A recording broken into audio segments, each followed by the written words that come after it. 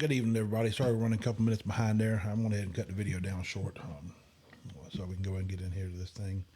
We've got quite a bit to cover tonight.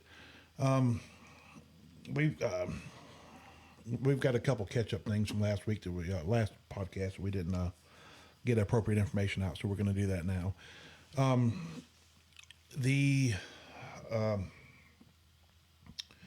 One of the things that had changed from the last at the last meeting was two positions, one on the planning commission and then one on the zoning appeals board.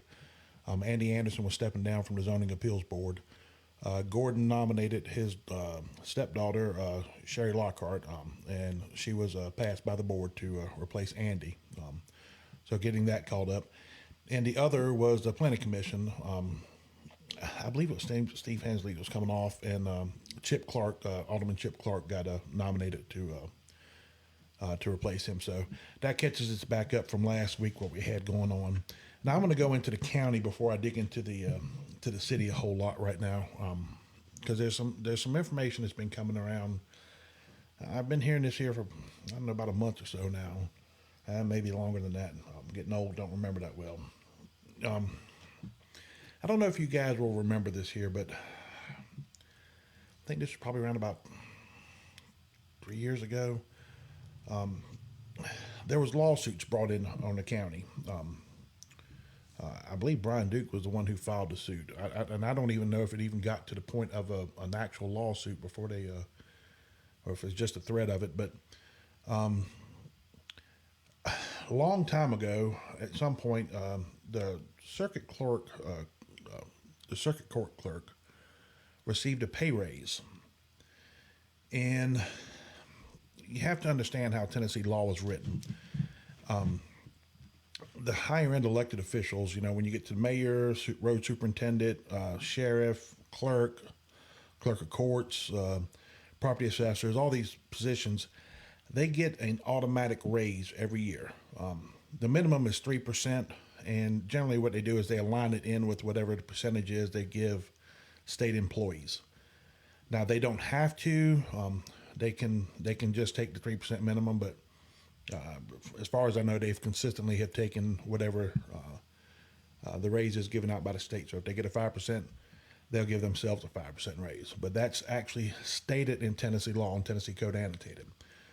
Well, what happened is when you get into positions, the mayor at the top, below him is going to be the highway superintendent and the sheriff. They have to be a 5% difference in pay between the sheriff and road superintendent and the mayor. So it's like a tier system, a pyramid, if you want to call it that. But so when you come down to the next level, it's you drop down.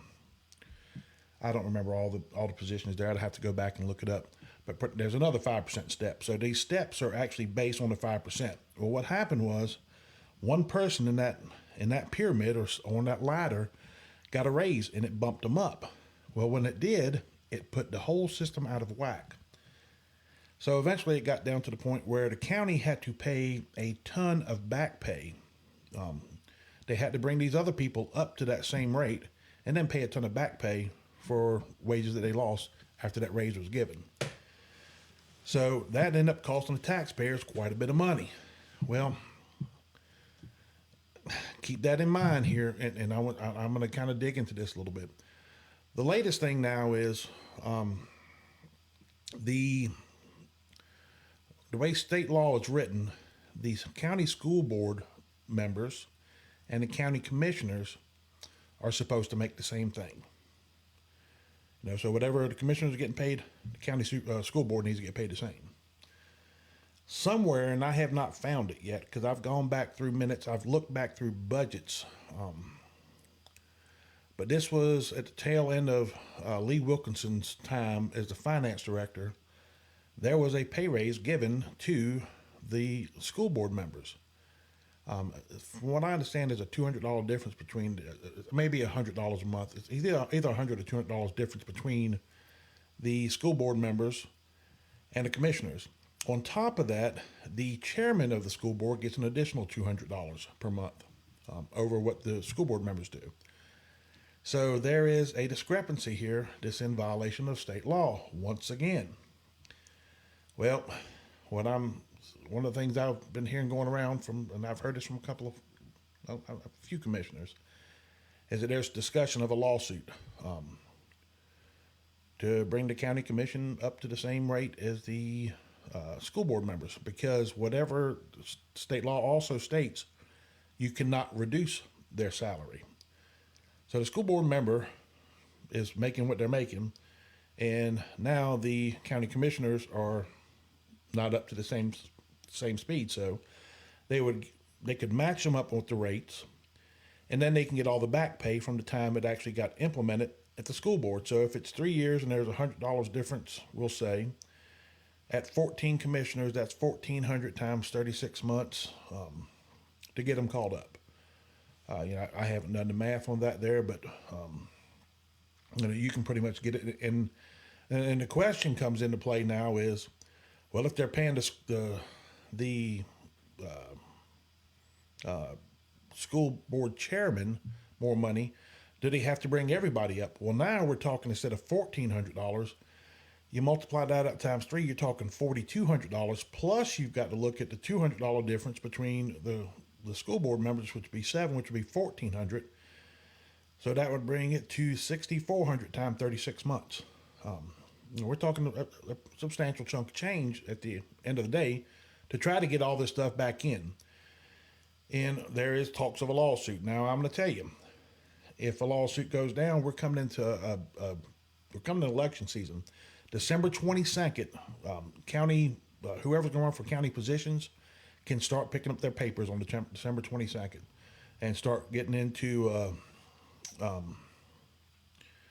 getting their petition signed and everything to get everything qualified so they can actually run for position. And we're gonna come back to that in just a second here. So I don't think you'd have a county commission that would vote for this. Well, the problem is if they kick the can down the road and somebody else comes along at some point in time frame, it gets kicked in. Well, then guess what? You get 14 more commissioners in there. If everybody gets voted out or doesn't run again, well, they're still owed their money, and then the new ones are still going to be owed the money. So, there's a hold on a second here. Thank you, Jack. And hey, Penny, I saw your post up there. Yeah, thank you, Jack. I appreciate that. Actually, it looks like there's a $300 per month. School board members are getting paid $800, and the county commissioners are getting paid $500. So, we're talking a substantial chunk of change to get this called up. If you kick the can down the road and somebody else wants to jump in on the board and say, hey, you know what, we're going to fix this problem now and we're going to back pay everybody. Whenever this comes back up, it's going to create a back pay. So there's going to be a ton of money coming in somewhere that's got to be paid because somebody gave at the end of the day, the county commission has to approve any line item change with the school board. They have control over their budget. That's the reason they go in front of the budget committee, and then in front of the budget committee, they actually go into the pardon me a second.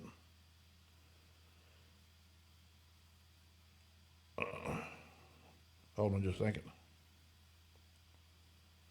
All right. So how this gets addressed, I have no clue. I don't see anybody. I don't see a commissioner voting for it right now because we are coming into an election cycle. If you're going to run, it's not going to look good on you sitting up here trying to get more money out of the taxpayers. And it's generally, you look at it, it's just personal pay. So that's going to lend to a problem, and it may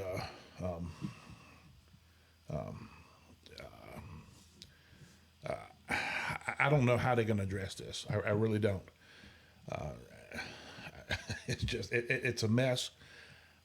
But the thing is, at the end of the day, the ultimate responsibility falls back on the commission because they're the ones who approve any line item transfers for the school board. The school board's got to bring it in front of the budget committee. The budget committee looks at it and they send it up to the county commission to vote on.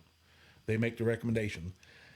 Where the problem, I think, lies here is the county commission has either not been given the information to show each line item transfer, or simply is not looking at it, which is a fault of theirs. And then I question why in the hell are we paying them at all if they're not actually doing the job.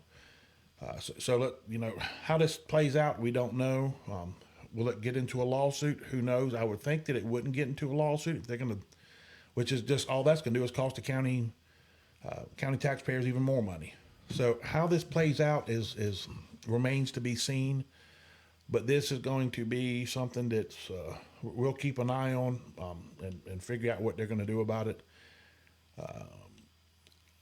And I got a friend of mine over in Wayne County, Judge James Ross. Judge Ross and I were pretty good friends when I was over there. We got talking one day because I'd never knew that you could be a judge and a practicing attorney. I'd never seen that before until I came to Tennessee. But we got talking, and there was somebody that I knew over that way that was I don't know, a hoodlum, if you want to call him that there, got arrested and said he was not aware of the law. And that's the defense that he brought in front of the judge. And the judge's response is, your ignorance of the law is not an excuse for breaking the law. It's your responsibility to know it. So the same thing goes in here. Those school board members, the school board chairman, the finance director, whoever was involved in that increase on the school board side, their ignorance of the law is no excuse. They should know the law, especially when it comes into their salaries. And the same goes for the county commission. They should know the law.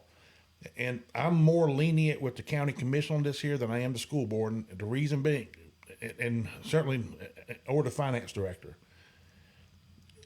stuff happens all the time where, I mean, we see it.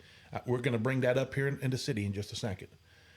All the time where our elected officials who are actually, they control the purse strings. They're not, that term of them being the funding body is not true. We are the funding body. Taxpayers. That's it, period. Government ain't got no money. They ain't got nothing without us. And the only way to get it from us is to take it from us. This is not something that's optional. We can say we don't want to pay it this month.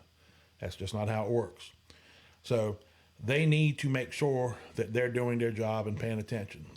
Like I said, but this here is, we need people really serving that's actually going to get in here and dig into the finances and take a look at this stuff long and hard instead of continuing to trust people to do the right thing, because the taxpayers get burned every single time we do that. So let's see how this here plays out. I'll keep you guys updated as I find out more information. Moving on, I want to kind of continue on that vein I was talking about with the election coming up. December 22nd will be all 14 county commissioners, county mayor, clerk. I'm trying to think what other positions. Sheriff will be up. I don't know. I think the tax assessor may be. I'll have to go back and look at that. There, it's all listed up on the Secretary of State's website. Unfortunately, the election commission for the county got rid of their website, and the information I've looked up in the past so far with they're tied in now with the Henderson County website. It's not that effective. I just couldn't find the information. It pretty much just links you to go to the Secretary of State's website to find information. But we'll dig into that there. I do have a schedule that will get posted up here. Probably, I don't know, probably in the next couple of weeks. We'll get that posted up so people can understand the schedule of the election season coming in. But like I said, December 22nd will be the first day to pick up papers if you plan on running for one of the county positions. Now, that being said, during the city election, we did podcasts and brought people on, people who chose to run for office. What I'm going to do is the same thing. There is anybody who wants to run, I'll give them, if they want to take and come on and make a sales pitch to you guys on a podcast, they're more than welcome to. If they don't want to come on the podcast, that's up to them. We don't make anybody do anything. With that, though, it's I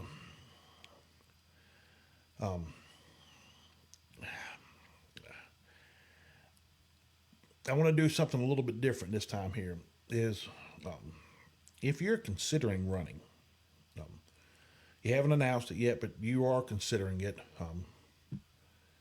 If you want to come on a podcast, shoot me a message. I'll bring you up here. If you just want to talk to the people and just kind of get a gauge and see if people would even be interested, like, yeah, I don't care. Come on, we'll have a conversation and figure it out. There won't be no questions. It'll just kind of be we just, I guess the old saying is shoot the shit and have a good time, talk about stuff. Heck, we can break out a beer. Or, I don't care. We can just let everybody kind of come on board and see what they want to do with it. But so anyway, moving into the election season, we're going to open up the taxpayers page for people who want to get on board if they're considering running, or for sure going to run. You guys are more than welcome to come on. We're not going to do I'll put available dates open, but, and pretty much just contact me either through Messenger or shoot me a call or a text at 731-307-8408. And we'll work out a time and a date and make things happen. I do kind of have my schedule's going to be very busy after Christmas, but I'll have plenty of time leading up to Christmas where we can make things happen. So anyway, we're going to take and get that out. We've got that out of the way of the county stuff. So we're going to move into the city. There's a lot to go over here. Now I do have my wingman is supposed to be coming along anytime. I'm not sure when Blake's going to be here, but he's running behind getting stuff done at home. The first thing I want to talk about is I'm going to pull you up a picture of the city's agenda from the meeting last night. I'm going to go ahead and pop that up right quick. All right. Now, there's quite a few things that you're going to look at and see here. I'm just going to say this here. There is one item in particular I want you to pay attention to, and that is 8.10, 8.10. If you look at everything else up here, discuss, approve, discuss, approve, discuss, approve, discuss, approve, discuss, approve, discuss, approve.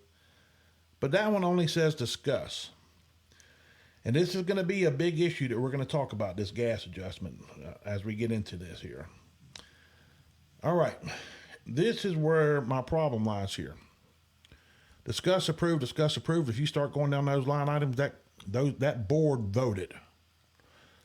This is how they have done it in the past. I hate the term discuss, approve, because that just pretty much it's almost sending a message to the alderman that you need to approve this vote. No, they don't have to approve anything. They vote how they want to vote.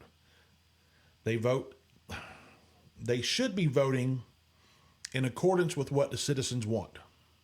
That's what they're elected to do. That just don't happen. No, I can't say that for all, because we still have three of them that are standing up for us. But if you notice that one line item, they did not say anything about approve. And there was a vote on that line item. And notice there was no discussion in that, what it was about, what the gas adjustment was about. And I'll go a step further. I get copies of the alderman's packets. Now, when I get a copy of their packet, what it does is it's all the information they have to study regarding this agenda for this meeting. And I'm going to tell you right now, nowhere in their packet did it talk anything about this gas adjustment.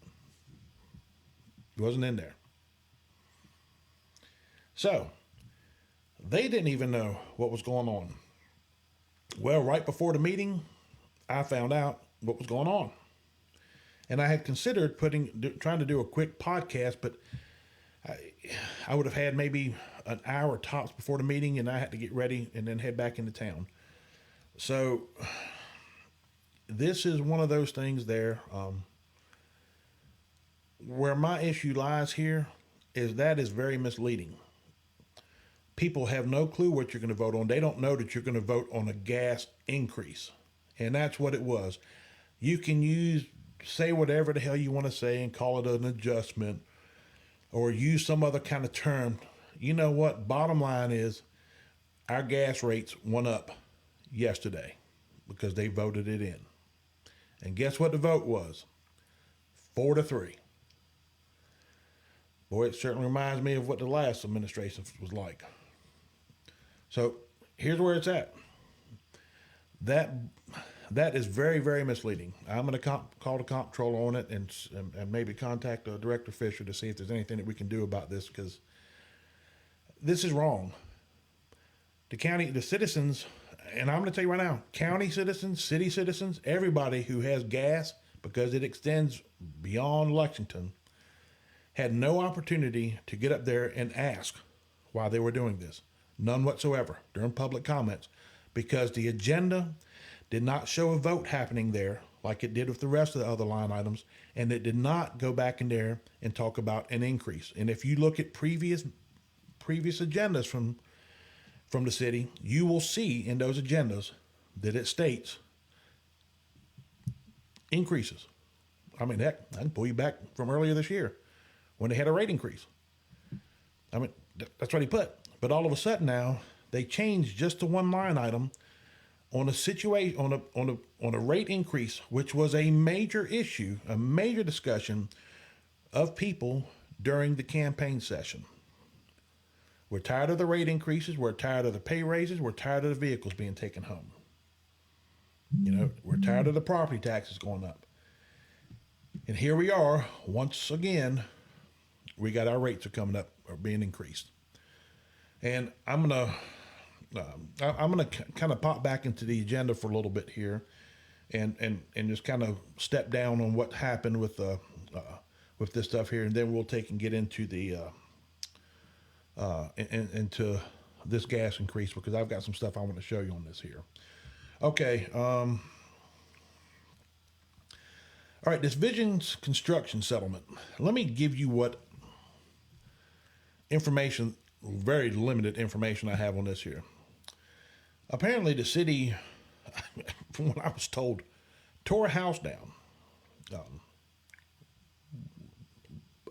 I'm not sure if that's 100% true, but what ended up happening in this Vision construction settlement, the city has got to pay $40,000.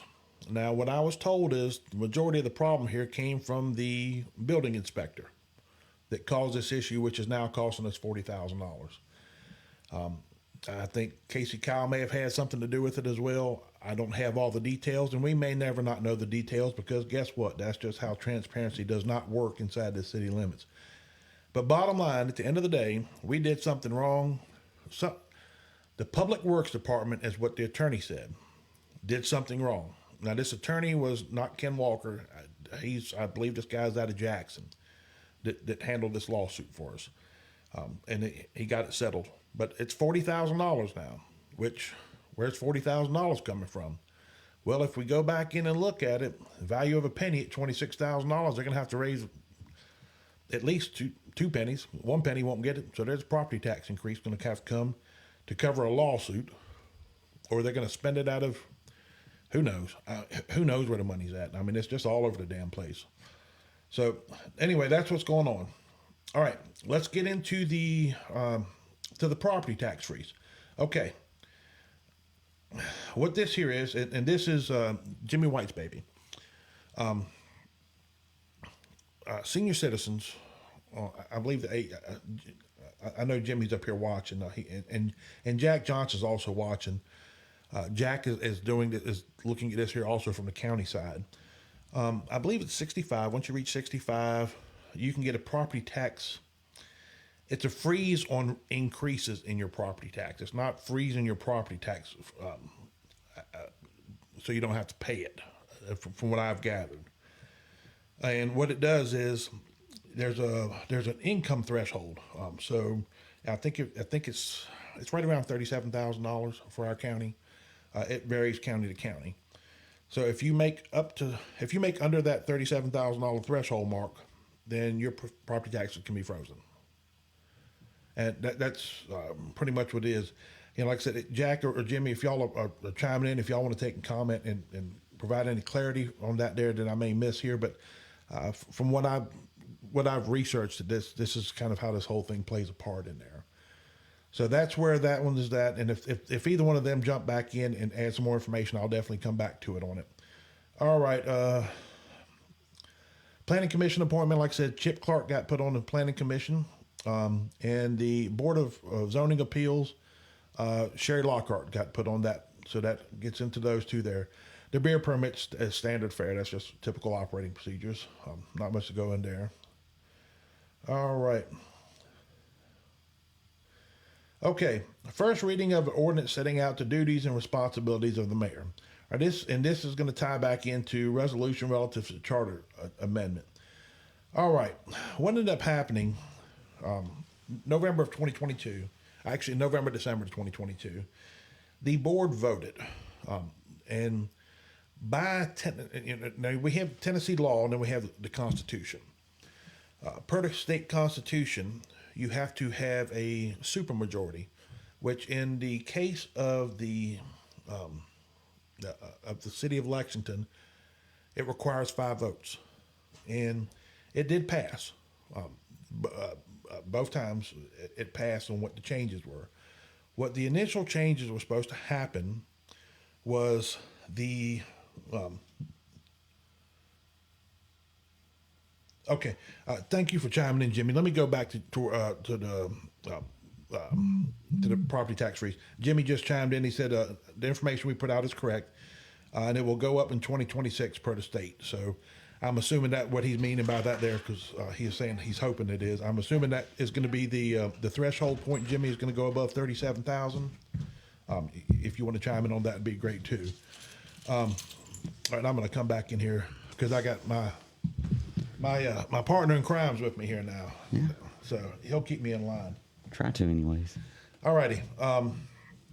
So that's where we are with that there.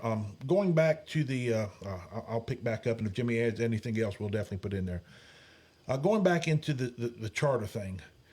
So what happened was the charter change was supposed to be 2 things. It would allow for the city to hire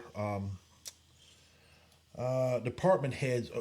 Department heads could work in the city, but they didn't have to live in the city. They could live in the county. Thanks, Jimmy, for clarifying that. So we're good on property tax. So in other words, what they voted for was to say if you want to be a department head, you didn't have to live inside the city limits. You could live in the county. So it expanded out. So for people, for anyone to be a department head, we'd have more housing for somebody that may have come from outside, or somebody that maybe have hired somebody from the inside, from outside the city limits. A larger pool. Yeah, that's pretty much what it really is. But anyway, so that's one of the things. And the second thing was to give the mayor a tie-breaking vote. Yep. That's it. Nothing more, nothing less. Yeah, very cut and dry. Yeah, very simple. Yeah. Well, it got all screwed up, man. They jacked that thing up some kind of fierce. Yeah. Tried to almost change this to a city manager style of government, essentially. Right. And to do that to change that style of government, you have to have a referendum vote. Yeah. And a referendum vote, for you guys who may not understand, is if they want to change our style of government, it has to get put on the voters. It has to get put on up for vote, and the citizens would have to vote that in. And I don't see the citizens would ever do that, because that kind of puts power into one person's hands. Right. The way we are right now is the type of government we have is a mayor alderman type of government, and it is established as mayor weak, board strong. Yep. But what happened in all this changes here, back in 2024, August 2024, Alderman Wildridge pushed Mr. Whitehead from MTAS. A bunch of changes happened in the charter which was not approved or ever voted on by the city. I mean, it just never happened. Yeah. So when they did that, It's got to go up through the state. the state has to vote on it. What happens is it's got to pass here at the local level. Yep. Then MTAS reads it. They kind of draft it out. Yeah. Right. so it's in legal correction. Then it goes to our state senator and our state representative. Yeah. They have to file it in the House and the Senate. Yeah. And then from there, each one of the bodies, the legislature has to vote it in. Once it gets voted in, it comes back down here to be ratified, and then it becomes a private act. Yeah. That's how the whole thing works. Somewhere, somebody changed the language. Right. Now, And they tried to push back to find out where that happened at, but Right. it sounds like they kind of got the runaround. Yeah. shoveled it under the rug. Yeah, that's exactly what That's happened. what they did. Yeah. And they tried to throw our senator under the bus with it. Yeah. And he likely had no clue. I mean, I'm just being honest. No, Like I said, no. once you go up to the state, it's pretty much just rubber stamping. That's Yeah, they're yeah. going to look and make sure there's nothing just absolutely crazy. But outside of that, I don't it's- see it's why they rubber. would have ever changed They're it. not going to go back and look and see what you actually did and voted on during any meeting or anything like that. They're not No. reviewing any videos or No. audio recordings. They're kind of like everybody else they trust. Yeah, exactly. Yeah. And then MTAS gets it, and MTAS should be the Liaison, essentially. That legal counsel is kind of how I look at it as far as putting it into. I don't know how much legal guidance they necessarily provide as far as if you ask them if they're giving you a legal opinion, they will 9 times out of 10 run and dodge and dip and dive and duck, try to say that they're not giving you a legal opinion. They don't have that authority or anything like that. They're just here to assist you, and they'll provide assistance with this, and this is what they know. And then a lot of times they'll go on and say, well, and this is what the legal thing is to do. But as far as like giving you a legal opinion, for the most part, they'll try to avoid that. Yeah. But anyway, last August, 2024, Alderman Wildridge asked to have MTAS at the meeting. Yep. And he pushed the gentleman, where did this change occur? Who gave you authority to make the change? And he had to ask, I don't know, 4 or 5 times. And finally, it got to the point where the guy broke down and said, the mayor did, in reference to Griggs. Yep. All right. So at this point, we kind of figured that Jeff Griggs is the one who made the changes. Right. And it made sense. I mean, it made a lot of logical sense because Griggs had stated in the meeting, I know of once that I heard it, and I don't know how many times it would have happened, that if Cody wants to take in, why don't we just make Cody the city manager and I'll step down my role? Yeah. I'm sure he still wanted his $85,000 a year. But anyway, so we thought everything was brought out in the open back in August of 2024. Well, come up on the 13th of this month, and they had the work session. This is when we come to find out that Ed Jackson, someone in his office, had made these changes. Allegedly. Allegedly. Yeah. That's what they allege. Yeah. So, of course, Ed Jackson was not at the meeting to. Defend himself. Right. Yeah, or articulate what had transpired. Right. So we don't really know the truth. We just have someone who has told us one time that it was Griggs, Right. and has now changed the story and saying it's Ed Jackson. And probably a good thing they don't give us legal advice. Right. And so, do we know the truth? No. Will we know the truth ever? Probably not. Yeah. But this is what's happening is when the changes occurred to the charter that got when it got drafted, and the language in there giving authority to the mayor was removed. Mm-hmm. So what they're doing is they're going back in and changing it, and kind of putting it back to the way it was, Right. and just putting in the mayor tie-breaking vote and department heads able to live in the county. Right. And that's it. So they're fixing that issue. So that's kind of what's going on in those 2 line items. So we're going to go to the next line, which is going to be. Is that the credit cards? No, we're into the vacancy in the finance department. We'll get to the credit cards in a little bit. We're getting there. Okay.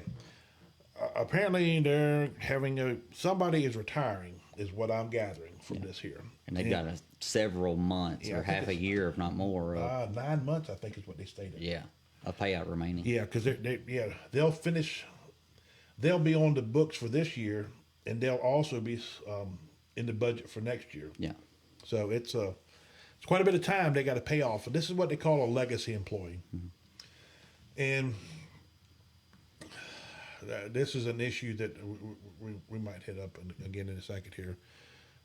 So in other words, they're paying a salary.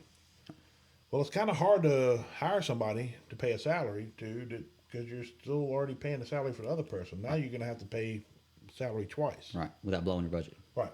And I don't know how you do that. Yeah. But that's what they're dealing with. What they decided to do was to see if there's somebody that had worked in city recorder's office in the past that is working in another department. They want to see if they're willing to come back to the city recorder's office.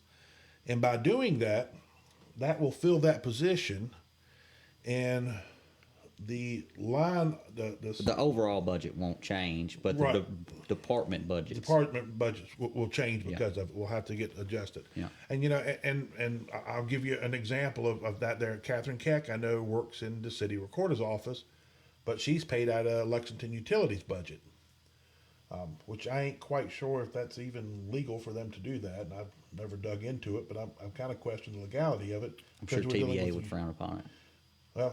Well, it's actually coming out of Lexington Utilities, so that Department of Oh, I thought you said Lexington Electric a while ago. no, not Lex. It's coming from Lex Utilities. Oh, wow. And There's probably not an issue then. I'm They're not as sure. heavily regulated Yeah, as no, the no, electric it's- side.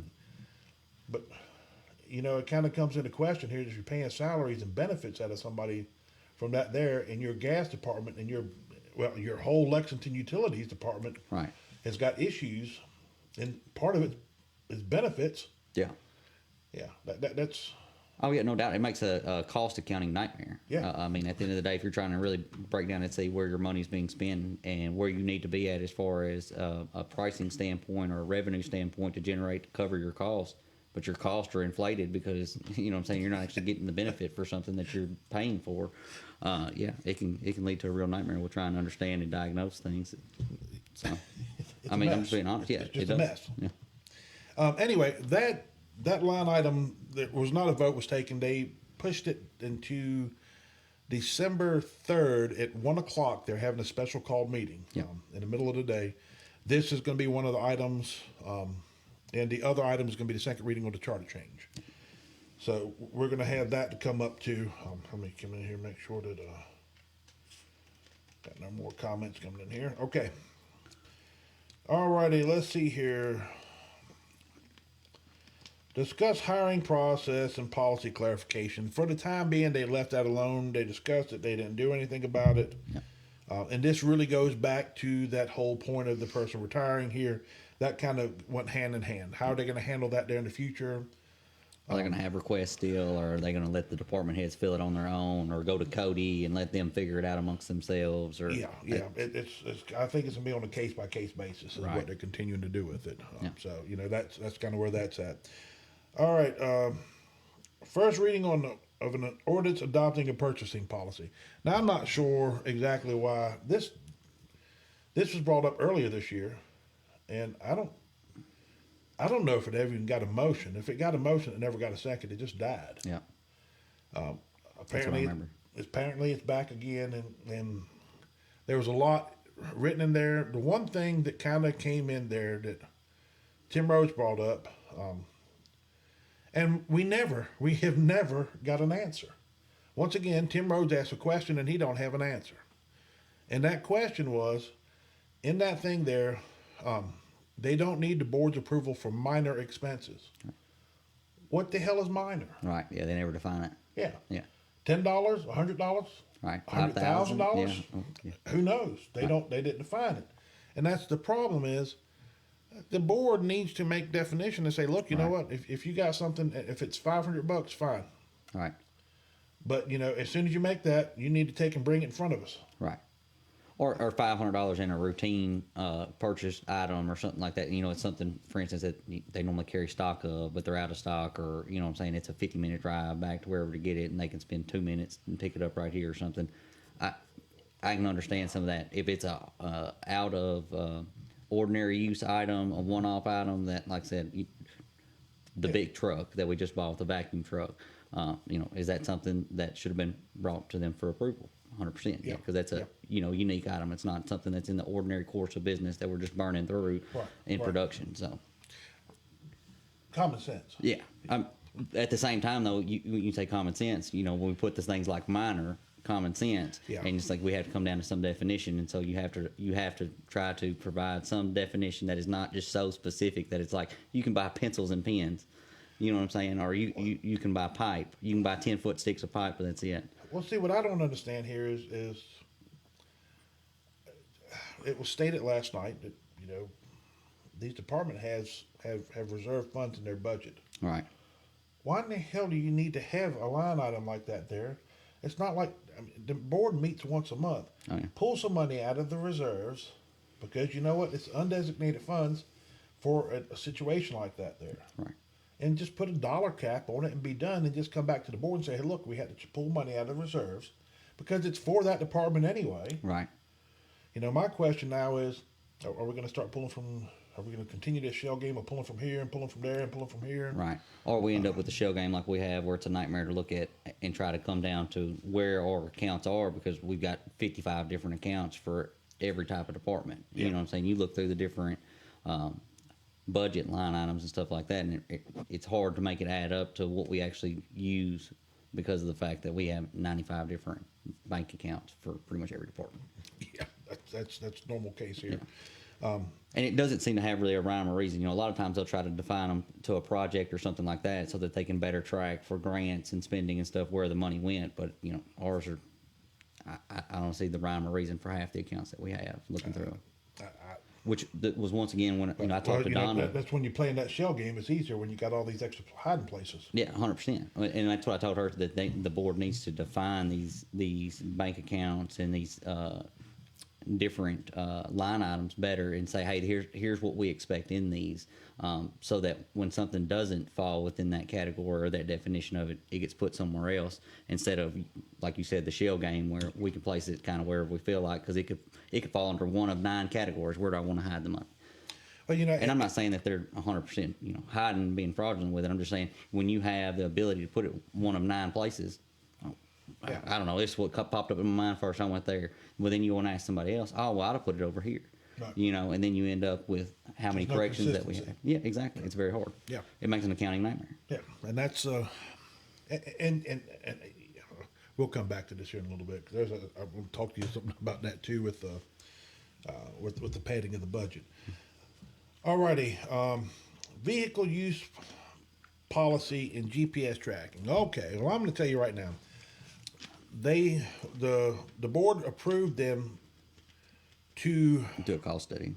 right of how much it's going to cost to bring in to get GPS. Now I'm going to tell you right now, if they spend money hiring some firm, I'd say if we bring a consulting group in, I'm gonna lose my mind. Yeah, we'll probably that's- spend more on the consulting group than we would if we just bought Bought it. equipment, yeah. Or Sure me and that. you went out there on anywhere and bought actual commercial grade tracking, satellite tracking equipment. We would probably spend less than we would on these consulting. but that's kind of how they do it. And I know Tim brought that up about TLM always being involved in something. Yeah. Yeah. So if you're a department head, get off your ass and go out there and pick up the phone and call around and get some quotes. Yeah. And bring the quotes back to the board. Yeah. And let the board decide if they want to do this or not. It's that simple. I can promise you, in 2.5, 3 hours on the internet, you can find quality commercial grade equipment that is reviewed, well spec'd, and once again, that you could talk to somebody and figure out if they're going to be a reliable service representative. You know what I'm saying? Somebody that you can get assistance with if you had something went wrong, nonetheless, and not spend near the money that you're going to with a consulting firm. And that's it. Yeah. Now let's explain what the GPS tracking is for. Number one is, it's a good thing to keep up with how these vehicles are being used. 100%.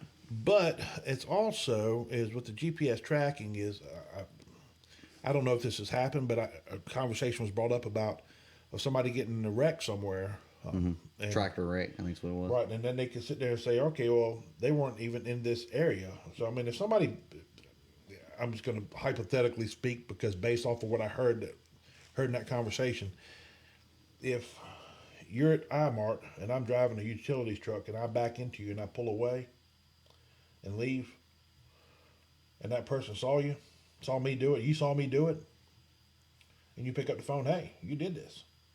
Well, that GPS tracking says, well, no, James was actually over in Parsons. Right. We got GPS tracking to prove it. And I get it. There's some trifling damn people in this world who'd want to sue over, No doubt. just need some money. Yeah. Get the next crack hit. So Theft is another thing. At the end of the day, you have something that's stolen, you can find where it's at. it has its perks. Yeah. In addition to tracking. So, and that there's is put off. So there's kind of twofold things here. And once again, we're put off with the vehicles and the use of the vehicles. Yeah. And this is the take-home use. You know what? Now I'm going to go ahead and give my personal opinion on this here. I'm going to start with the police department first, just because there's only one vehicle in there that has brought up any question, and that is the evidence locker clerk. I don't know what the hell the title is. I really don't. Yeah. And for some reason, it shows up as on the salary thing here. Hold on a second. I can give you the title up on the salary thing.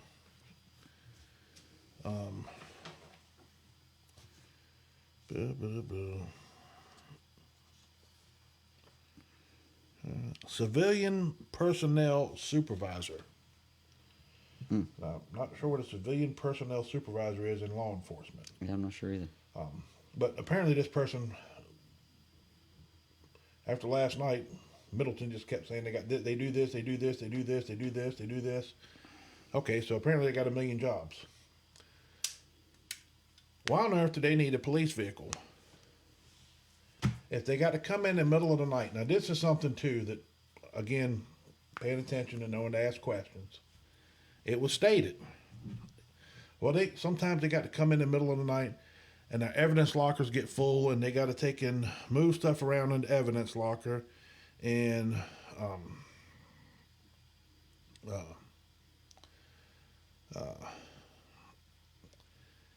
hold on just a second. I'm trying to find this again. Okay, here we go. Okay. Anyway, so they have to move evidence because the lockers are full. Now I'm going to ask you a question here. If your lockers are full, your evidence lockers are full, where are you going to move the evidence to? Right. All right, that's what I was going to say. But you're setting yourself up for, a defense attorney just eat you alive. You're damn right, Yeah. bro, because chain of custody gets Yeah. tainted pretty bad Real there. quick. So Yeah. where are you going to move it to? That's my problem here is, Right. and if you have some place to move it to, why don't you, before you go off shift, move some of it over there just in case it happens so you don't have to come back in and get paid taxpayers' dollars Right. to come back in and move something. Yeah. Now I understand that person being in charge and chain of custody. Right. But that person doesn't work 24/7. Right. That person is not there every day. I mean, they're going to have vacation too. Yeah. So when they take it, who's covering? Somebody's got to be qualified to do it. Yeah. And what happens if they need room for a locker at that point? And if you got problems with being over full, you know what? Instead of spending $60,000 on a car, buy another freaking locker. Right. Put another cabinet in there somewhere. Yeah. I mean, this isn't rocket science, but this is the type of excuses that we hear why people should have a vehicle. That there is a no-brainer. Cut it out. Be done with it. But let's get down in here and start talking about, all these things. I'm sorry. There's nobody in Public Works that needs to have a vehicle to go home, period. I don't see it for no reason whatsoever. Yeah. The other thing I didn't understand during that whole conversation was something about $1.50 or $3 is the value of the benefit a day or something for the vehicle. Like I didn't understand. You're telling me that you giving me a vehicle, or you're going to give me $3 a day, and I can drive anywhere I want with the vehicle. I get $3 a But day. now you can't use it for personal use because they signed forms that were created Oh yeah, after that's right. 2011. That's right. Yeah, and it's not like we've never seen them use it for personal use Ever. Yeah. And and But I that's get a one- gas card too. Yeah. Yeah. Yeah. And and this is where the problem is. I'm sorry, but there's nobody from Public Works. There's no Public Works emergency that's going to happen. I mean, it's just not going to happen. Right. And if there is, once or twice a year, you got to start looking at your return on investment. Yeah. And providing a service. There's no emergency where a Public Works vehicle somebody from Public Works can't come back in and get a Public Works vehicle to go out on the job site. Well, I mean, if I had to guess, anyways, if they're going to have a emergency from Public Works, it's more than likely going to have them come up there anyways to get some piece of equipment or Right. some And- type and of material. It's going to be in the city limits. Yeah. And so, And Public Works doesn't extend out. right. That's where you start getting into utilities that Yeah. you got to deal with. Police. Why do you need people living outside of town driving a police car home? Because they're only patrolling inside the city. Right. Their authority lines don't go out that far. Right, that's their jurisdiction. So, yeah. And yes, it's a perk or benefit. You know what? No, I'm sick of that. If people don't want to work for what the job pays, then let them go. There's a million people right now who would take a job. Right. Well, I mean, my thing with it is, at the end of the day, is it's where the $3 or whatever they're trying to say. I don't understand that at all. It doesn't make a lick of sense, because if you think if we're buying $20,000 to probably $30,000 vehicles at minimum, obviously the police cruisers were what, 60,000. I think is what we found out here not too long. 65. Yeah, somewhere there. All right.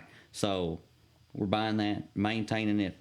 Obviously you got to change the oil. You got to change anything that goes wrong with it. You also got to get into the insurance part of it, and everybody knows that their insurance went through the roof over the past 4 years. So, I mean, I would say we're at least $4 or $5 grand a year in this vehicle by the time you look at how much you're going to pay to acquire it and own it, whether it be if you did an outright purchase or if you do any type of payment plan. And then you've got another, once again, probably $1 grand a year, if not more than that, in insurance. And plus, once again, your maintenance that comes down to it. Tires ain't cheap, oil ain't cheap, nothing's cheap anymore. No, and so you do that across 50 or 100 vehicles, and that asset list that they gave us, that's a joke. That's the biggest joke I've ever seen in my life. Yeah, you can't read it. Not only that, but you can't track it from one thing to the next. Half of them don't have serial numbers. Half of them don't have any type of unique identification number.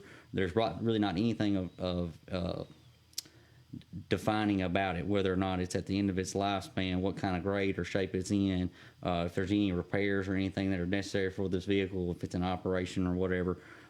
It's nothing. And like I said, if you went out there and seen 50 vehicles in the parking lot, you couldn't be like, this is vehicle 1, this is vehicle 2. You know what I'm saying? There's just not with the list that they gave the alderman. There may be one internally that they have, and I would think that they would require one for accounting purposes. So that's why I don't understand. They were like, oh, it's going to be hard to put all this together. It shouldn't be hard at all. Once again, you should have all this on your books. But from what we were, I guess, or what we read in one of the things from the last audit was the auditors are the ones that are supposed to come in and somewhat, I guess, make up a value for the equipment and the, I guess, permanent assets or fixed assets. Yeah. They come up with some arbitrary number and stick it there. Right, because they don't. If they're not, how can you value something if you can't lay your eyes on it? Right. I mean, we may have a police car that's listed up there as operational, and the thing sitting in the back crashed. Yeah, which like I said, I just don't understand that at all. And I mean, even from a more fixed asset standpoint, how do you not know when you've installed a substation, or how do you not know when you've installed, something like that? Right, yeah. At the end of the day, you should have some type of list right there, and you can say, oh, well, 60% of our transformers are 10 plus years old. Here in the next 5 years, we're going to have a massive outlay to change these over. We don't have that information. No. And like I said, I don't know if it's because we don't have it in our system or because we're just not giving it to our aldermen. But I think that's what it more boils down to, is they probably not give it to the aldermen. Because every time they come up there, they're not prepared. No. And Well, tell you what, what's that? I said most of them seem like they care less. Oh, I don't think they can. I don't think they care. They're not worried about the aldermen. They have no respect for them. No. And that's hold on just a second here. Clay is chiming in on this here about the 150. Okay.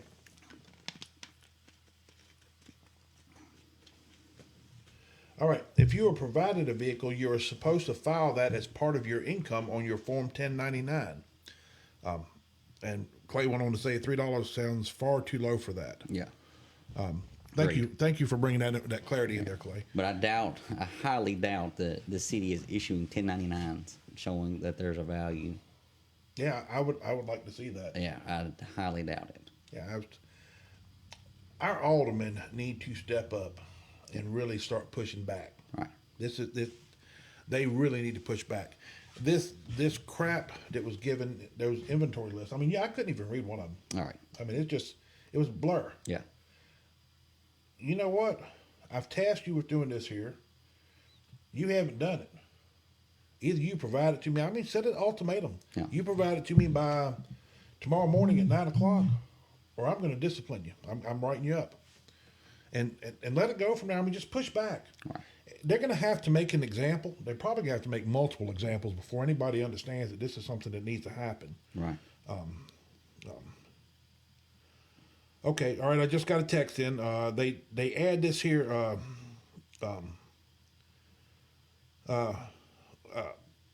They add it to their W-2s.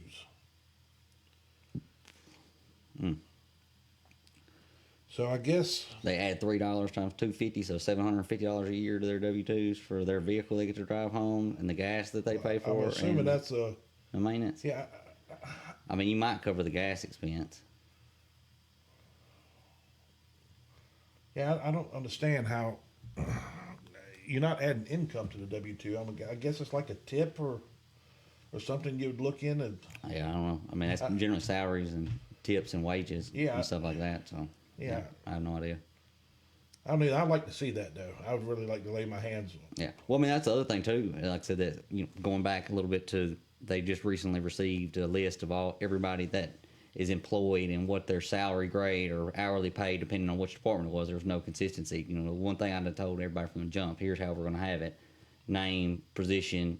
You're going to have an hourly rate, and then their salary, and then out to the side of it, say whether or not they're hourly or salary, so that we can once again know. Because the thing that floors me is, and I know for a fact that there's some of the people listed on there are making 50 to 100% more than what their salary says there on a traditional 40-hour payment plan, because of the fact of how much they work, either overtime or emergency work, on call, things like that. Right. And so, they're not getting the true numbers. It's what, some of the aldermen are talking about. Well, this doesn't add up. I'm looking at how much our budget shows, and I'm looking at what it shows in these salaries, and I add up all these salaries, and it doesn't equal our budget. Why is it? And it's like, well, because of, once again, on the on-call stuff, and you add up the emergency service, overtime, stuff like that.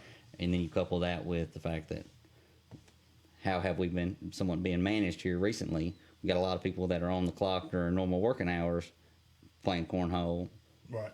kicking around, twiddling thumbs, whatever else. And then all of a sudden it's, oh, by the way, we got that other thing we need to repair out there. Well, yeah, we'll get that to that overtime. You know what I'm saying? I'd much rather get paid if I'm making $25 an hour. I'd much rather make it somewhere in the mid to high 30s, and going ahead and call that a day. Right. And I can't blame them. And I think we need to get to the point of there should be exempt and non-exempt employees. If you're going to be in a supervisory position, you don't need to be getting paid hourly. Right. And if you got to go out on call, tough. That's just part of your job description. Yeah. I don't know what, I'm not saying that's 100% the best, I guess the best thing to do with it or not. But there has to be some type of better, in my mind, management structure there in place that's like, guys, we're going to work during work hours, and to try to mitigate how much we're going to spend on overtime hours. Because at the end of the day, right now, it seems like we're real lackadaisical in our average ordinary work. Yeah, working hours. And then all of a sudden it's, we got to have everybody on deck for this emergency on call thing. And so then you see 10 guys out here standing around the hole, you know what I'm saying, and we're all collecting time and a half, and that adds up real fast. And I'm tell you what, and the reason I go back in with exempt and the non-exempt is, if you're a supervisor and you go back in, compensate them in comp time. I mean, it shouldn't be that hard to do, especially as top heavy as we are in management. Right. You should be able to sit there and say, I can let somebody go home. If they came in 4 hours last night, I can let them go home 4 hours early today. Right. Comp the time out and be done. It's not that hard to do that there. And what that does is that doesn't put any burden back on the taxpayers to take and keep paying this. The salaries are high enough. Now you start getting in the time and a half. Holy crap. I mean, it just eats us up. Right. And that's before you're taking into account, like I said, on top of it, you're going to get a vehicle, go home, we're going to give you tools and equipment, you know what I'm saying? We're going to give you all these other things. Like I said, it adds up real fast. Yeah, that's, we got to, there's a Yeah. And I think, like I said, one of the major things that's really starting to push the budget, like I said, is the insurance. I mean, like I said, even your personal insurance, you've noticed has been like, golly, every time I turn around, it keeps going up. And it's not like it's 2 or 3%. I mean, it's 15, 20, 30, 40%. Like I said, you do that across, we're multiple $1 million buildings. And then you go take it on account, well, how much equipment do we have? I mean, $1 million, $2 million, a couple $1 million worth of equipment, if not more than that. And I'm talking about like just cars, vehicles, trucks, and like I said, a few excavators, things like that. I mean, I'm not even talking about like the equipment that are fixed assets, like our transformers, our substations, stuff like that. It adds up real fast, and all of that stuff is insured. And so, I mean, is that something that we should maybe work on trying to, negotiate or see if there's a better option out there? Maybe, but at the end of the day, insurance is just high in general right now. And you're right, but when you sit here and you're dealing with unnecessary vehicles, for instance, and not to take home, it's just unnecessary vehicles. Even when you start getting into the value of a vehicle, insurance company's going to charge you more if you're driving a 1973 Pinto. They, you're not going to be up here. You're carrying liability only because you don't need comp and collision on that thing. Right. But here we are driving brand new trucks, and I'm sure they're going to have full coverage sitting on these things. 100%. To compensate for it. So I mean, and all that stuff adds up. And a $60,000 vehicle against a $10,000 vehicle, the insurance rates are going to be different. Oh, 100%. Yeah. I mean, Yeah, cut them down. You need to, like I said, if it's only necessary that we have the vehicle, not just, oh, well, we use it as a perk to bring people in, so we just give everybody a vehicle now. Right. That's a bad perk to give. Yeah, 100%. And like I Because said, the cost factor is not just in just that vehicle. It's all the. it's got to be $5 or $6 grand a year. I mean, for a $20,000 to $30,000 vehicle at minimum. Like I said, just it has to be. It's like salaries. People, when they look at an employee, they say, "Oh, well, it costs us $50,000 a year to hire him." But, oh, it costs you a hell of a lot more than that because it's all the benefits and everything else that's involved there. Yeah. Even when you're getting down into it, I mean, you start you're in, what is it? FICA insurance, you got to match up. FDIC, I think insurance, you got to match. Yeah. You have insurance matches in Unemployment. Unemployment, workers' compensation. I mean, there is just a ton of insurances that add up. Yeah. This is unnecessary cost that we don't have to have, but this is what we deal with. All right, I know we kind of got off a little bit on a tangent there, but at this point, there's nothing done with the vehicles. Right. Who knows what's going to happen there? The only thing I would throw out there about that is if we do end up getting the satellite tracking or whatever kind of tracking system, I'm guessing it'll be satellite, hopefully for commercial purposes, we probably go back to our insurance provider and say, hey, we got tracking on our vehicles now and stuff like that. We're able to better monitor their use and, keep people from speeding and doing all. Right. Can you get us a better rate? And a lot of times they'll be like, oh yeah, if you can give us over 6 months of data or whatever to show that they've been doing this, blah, blah, blah, we'll give you a better rate. So maybe we can go back in and negotiate and cut off, 10 or 20 grand off our insurance and help pay for some of this. Well, that might not be so great. Even Tim Rhodes said it last night. He's had people flying by. I mean, I don't know how many times I've been passed. All right. If you're breaking the speed limit, you're breaking the speed limit. Right. That's just what it boils down to. Yeah. Which hopefully, like I said, the tracking will somewhat maybe negate some of that. In my mind, if I'm tracking you and I can see what the speed limit is on this road and you're doing 15 miles an hour over that, we're going to have a discussion when you get back. And I would hope our managers are doing that. And that's what, I've been talking to some of the aldermen about was your managers. The aldermen aren't the ones that are overseeing day-to-day activities. Right. That's the managers. You're not micromanaging. But your managers are the ones that are supposed to be managing, and so you need to make sure that your oversight over them. Hey, here's my expectations, and my expectation is I'm not going to have people speeding and everything else because I don't want the liability, and I also want to try to get better rates on our insurance. Here's what we're doing. Right. You start seeing people speeding, you're starting to write people up, and at the end of the day, if they do it 3 times, that person's fired, or you're going to send them home for whatever. They're going to get the idea that we're not going to have this fly. Right. You got to have to make examples because for the longest time, they've gotten away with whatever they wanted to do. 100%. And right now, they're still doing the exact same thing. Yeah. But the problem is the management, their managers, other buddies, is they're almost entitling that type of behavior. Right. Because they're treating the board the same way. The board really needs to step up and get some balls. I can't say it any other way. Right. All right, we're gonna move up from that there, and we'll get, like I said, we'll deal with the vehicle policy as it comes about. All right, the Beach Lake Spillway water line relocation and the filter plant under drain. All right, this is all coming about. I know TVA is paying for most of this, if not all of it. This is just something that with the filter plant,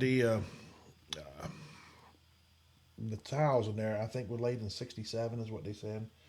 And, they try to keep them in of grout, but the problem is, they're old.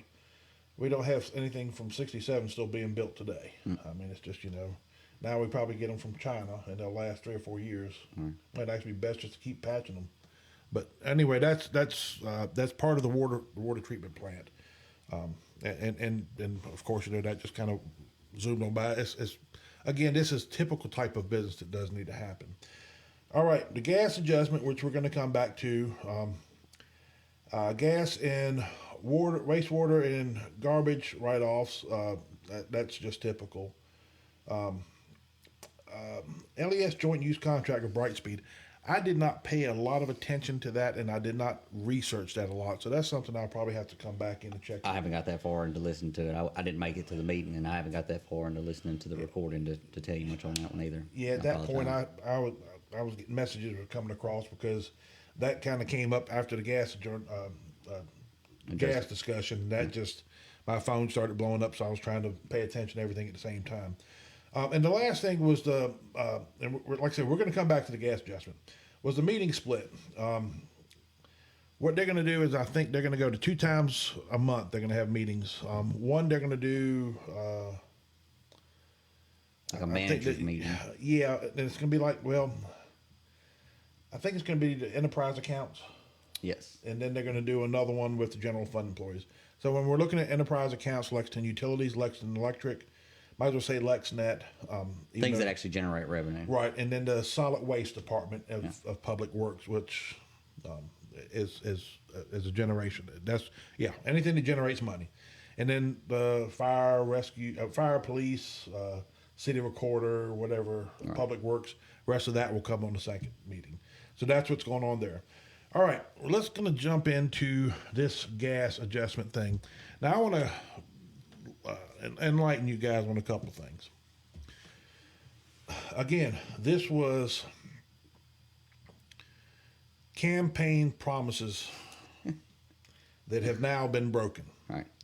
No rate increases. No new property taxes. No new property taxes, no rate increases. And here we are. We're back at 4-3 vote again. Yep. And let me just go ahead and tell you who voted for the increase. Before we do that there, Alderman Wildridge made the sales pitch that we needed to do this. We needed to do this. We needed to do this. Yeah, now Mayor Wildridge. Mayor Wildridge, I'm sorry. Yeah, pardon me. I had to make sure I get the correct one. So that's what kind of happened there. Yeah. He made the push for it. Well, and I'll just tell you straight up.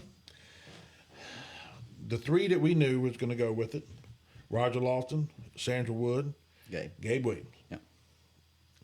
The shocker in there was Chip Clark jumped over and voted for that as well. So there's your 4-3. Yeah. This is the first vote of this new administration where they had a swing vote in there. Yeah. I guess Fred just got reincarnated and took a different seat. I don't know what else to say. That's exactly what it felt like. Right. Now, I'm going to say this here. Tim and Jimmy, same Tim and Jimmy as it was before. Now granted, Jimmy did run for election, and he's sticking to his guns, and he's keeping up with what he told people he was going to do. Right. I'm going to tell you right now, Donna Ross is impressing me. Yeah. No, I agree. She's been trying to hold people's feet to the fire. You ain't lying about that, boy. Yeah. And she ain't afraid of it. No, she's not. That's I'm going to say this here.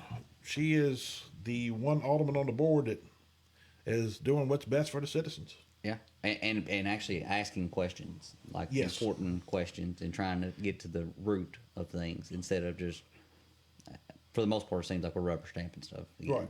Yeah. That's trying exactly what it seems like. And Donna is digging. I'm going to tell you right now. And she fell under attack last night. Oh yeah. And I want to explain to you guys again something that plays a big part that most people don't understand about paying attention. Like I said, when I first got into watching politics, I was listening. I was listening to every word. I was hanging right on that edge, listening. And I wasn't paying attention.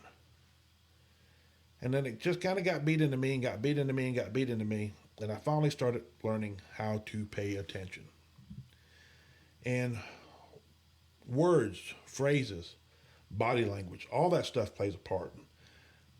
If you listen to inflection and tone, rate of volume and the voice raises, you can just, or if it goes back into a whisper, real quiet, where you can't hear something. Those are things that you pay attention to. And that's the tells on people. I'm going to tell you right now, the first thing that, when that vote came about, Chip Clark's volume went down, because one of the things that I had during the conversations, everybody was asking, was there a fourth vote? Who was the fourth vote? I mean, comment section was blowing up. I still had people messaging me and texting me about it during the meeting and even after the meeting, and just, people were constantly asking, what happened? Right. because they couldn't hear it. Yeah. So that's when you pay attention. Right. One of the things that Sandra Wood accused Donna Ross of doing was putting Justin Roach on trial, Yeah. Beating him up. beating him up. And then about when Gabe got on his high horse and started screaming from the soapbox, Yeah. he used the word trial too. Yeah. You know what? When people use a word like that, because that's not a word that you hear in your everyday average conversation. Right. Just like you and I shooting the shit right here. I mean, Yeah. that's not a word that you can hear in there. But both of them use that word, which leads me to believe is they discussed all of this here well beforehand. Oh, 100%. That's just how it goes. Yeah. You listen for those things. Yeah. They always give you a tell, and that's one of the tells. Yeah. I mean, this was predetermined. Yeah. So, getting into that there, And then I think it was Roger that said it was just we just kicked this can down the road. It's been 20 years and we just been kicking the can, and we were going to continue to kick the can down the road. Or well, you know what? I have never, until he got on the board, I've never heard of any of the problems that we had. all right, I mean, it was never put out there until he got on the board. And and Greg, guess what? I've heard Roger say that. I heard, and that's the kick the can down the road. Griggs came up with that right good while ago, and that first budget, I think, when they were trying to pass some crazy ass property taxes. all right, We got to stop, and then all of them get on the same thing, just kicking the can down the road. And here's Roger still using it. That's part of paying attention. all right, Let me tell you something. Roger Lofton's been in politics for a long time. He was in the police department. He was a politician. all right, I don't care what anybody says. Being police chief, that's part of the job. I'm going to say this here. Sandra Wood up there preaching about kicking the can down the road. all right. How long she been on the board? About 16 years? She's been doing a lot of damn kicking, is all I got to say. She definitely needs to be her last term, because she's part of the problem. Because if the problem's gotten this bad, and it's because it's happened in the previous board, she's part of the problem. Right. I'm going to say this here. Gordon Wildridge, 12 years. Yeah. I mean, let's get down to it. I mean, this is, these people here have been on for a long time. They're going to blame it on the past, but they were there in the past. All right. So this isn't an issue of kicking the can down the road, because I'm going to show you some information here in just a minute. Because I wanted to do a little bit of research. And this is something that kind of bugs me a little bit. Is when you look at the gas system, what do you really have there? I mean, I don't know. I don't know of big expenses that's been brought back in through the gas system. I know we do it with the water system constantly, because Right. the water's in bad shape. Right. Yeah, like they constantly blowing out lines. But I don't know. I can't think of besides when we where the Starbucks was built, when they started doing that and they hit the natural gas line there. But I can't. That's the only time I can ever think of us hitting the gas line though. I mean, recently. I don't know if the last big expense I remember was the line that got run out from Huron out to Westover. Right. And that's the other thing that's so hard with some of these, enterprise accounts, whatever.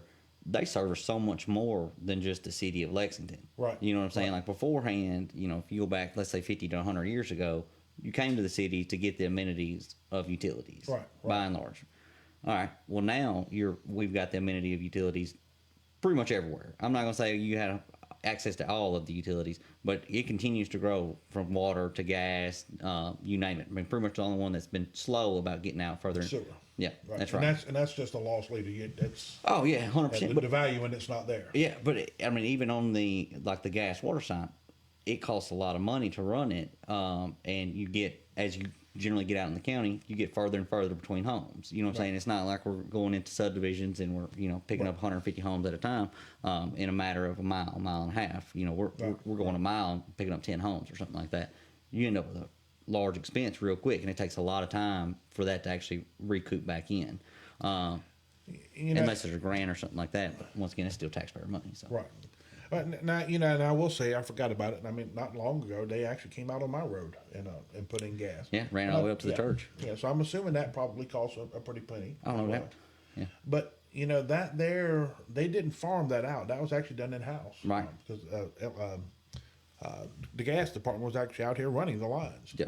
So, they didn't the ones down there from Huron to Westover, that was actually bid out. That was right around about $1 million, I think. but I don't see big expenses coming out of the gas department. Right. Besides actually the purchase of gas, but that's immediately recouped anyways because you pass that through. Well, and that's something too that, and I want to bring that up, and I'm glad you're talking about that there, because when we went back in, I'm going to show you. I'm going to show you the future. This is not the one. This is it here. No. Well, I didn't bring that up here. I'm sorry. Okay. What it is right now the gas department is operating at 94%. Okay. So they're 94% efficient. We'll say it that way. They're about 6% below breaking even. Right. Okay. And with this, According to this study that somebody, that's right. According to this study, yeah, which wasn't very explained very well from what I remember. no, it really wasn't. But I'm going to come in here and I want to with the increases that's going to happen. What the study is saying is the increase will put us at 104%. Yeah. So we'll be over Yeah.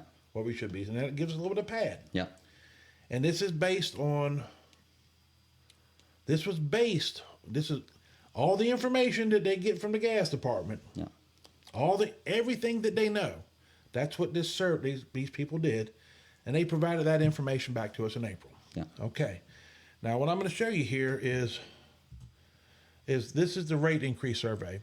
Now if you'll notice, year one, what they did was we were given a small amount of gas in our basic service. Yeah, in your base fee package. Right. In your base fee package, you had a little bit of gas. Yeah, if you get it hooked up to your home, you're going to pay a base fee package regardless if you use it at all. Right, And right. in that base fee, it's going to have a few gallons.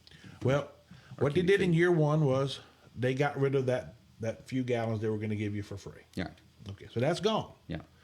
In year two, which is supposed to start July 1st, 2026, they were going to implement a $3.30 charge. Yeah.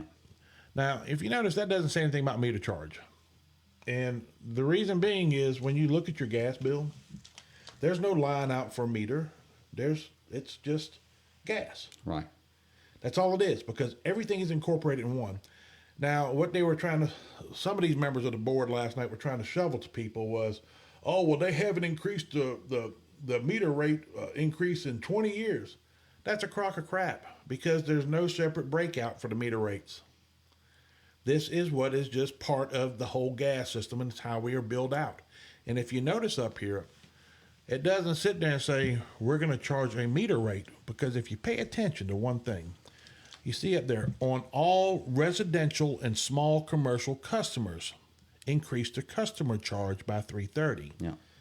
If they were doing a meter rate, as they were trying to sell people last night, which was, again, a crock, then it would hit every customer, because every customer has a meter. Right. But there's commercial accounts, quite a few commercial accounts, that's not getting hit. Right. So that is a crock of this thing about meter rates. That is just a crock that you were sold last night, and it's not the truth. This is just one more thing that they lied to you about. And this here is coming directly from the PowerPoint presentation that this guy brought up Right. in April. So you understand that now. You were told a lie. This is not about meters. It's a 330, and what they're doing is they were supposed to implement it in July 1st. This is what happened was this survey this guy provided. 26, if I'm not mistaken. 26, yeah. It's supposed to happen next year. Yeah. What they didn't want to do is they can't afford to wait, because now somehow they're $330 somewhat $1,000 short. Right. But this was supposed to have fixed the problem and not even having to have that money into year two. Right. The problem was supposed to be fixed. Right. But they haven't got the problem fixed. They still have a spending issue somewhere. Right. So they're bringing this here in early. So they're going to charge you for 6 or 7 months. A customer charge. A customer charge is what it says. I mean, that's what it says. It doesn't say a meter charge. It says a customer charge. And not every single person's getting it.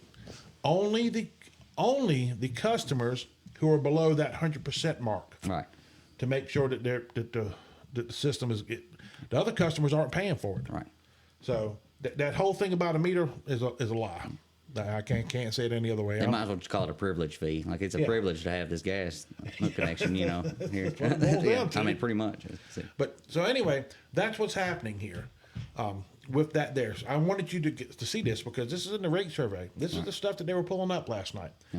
Now I want to come in here. I want to take in with the future costs. Now you guys, look, I don't think you'll, and this, I can't expand this one here. So I'm going to pull this here up in my phone and I'm going to read it to you. Okay.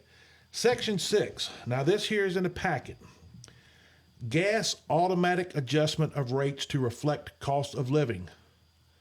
The base rate used in billing volume as set in the schedule of rates listed in Section 2 shall be adjusted on an annual basis in the amount equal to the percentage change in the COLA, which is your Social Security cost of living, for the prior calendar year.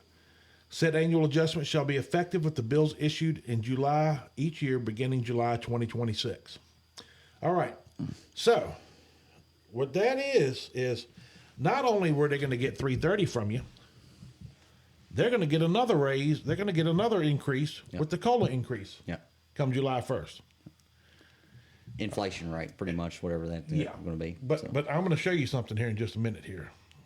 3 to 5%, somewhere in there. Gas cost. All righty. This here is coming out of the EIA. It's a federal government bureau who monitors natural gas. Now this, what I'm showing you right here is coming directly, this is for Tennessee residential prices. All right. Now what I want you to look at here is, and unfortunately I couldn't expand this thing here out to get a full view of it. Let me see if I can maybe get that a little bit bigger for you. Nope, I had to go the other way. Right about there, about the end, I'm going to get you. Okay, now I want you to notice here, we're in 2025. Now this is the cost, I think it's per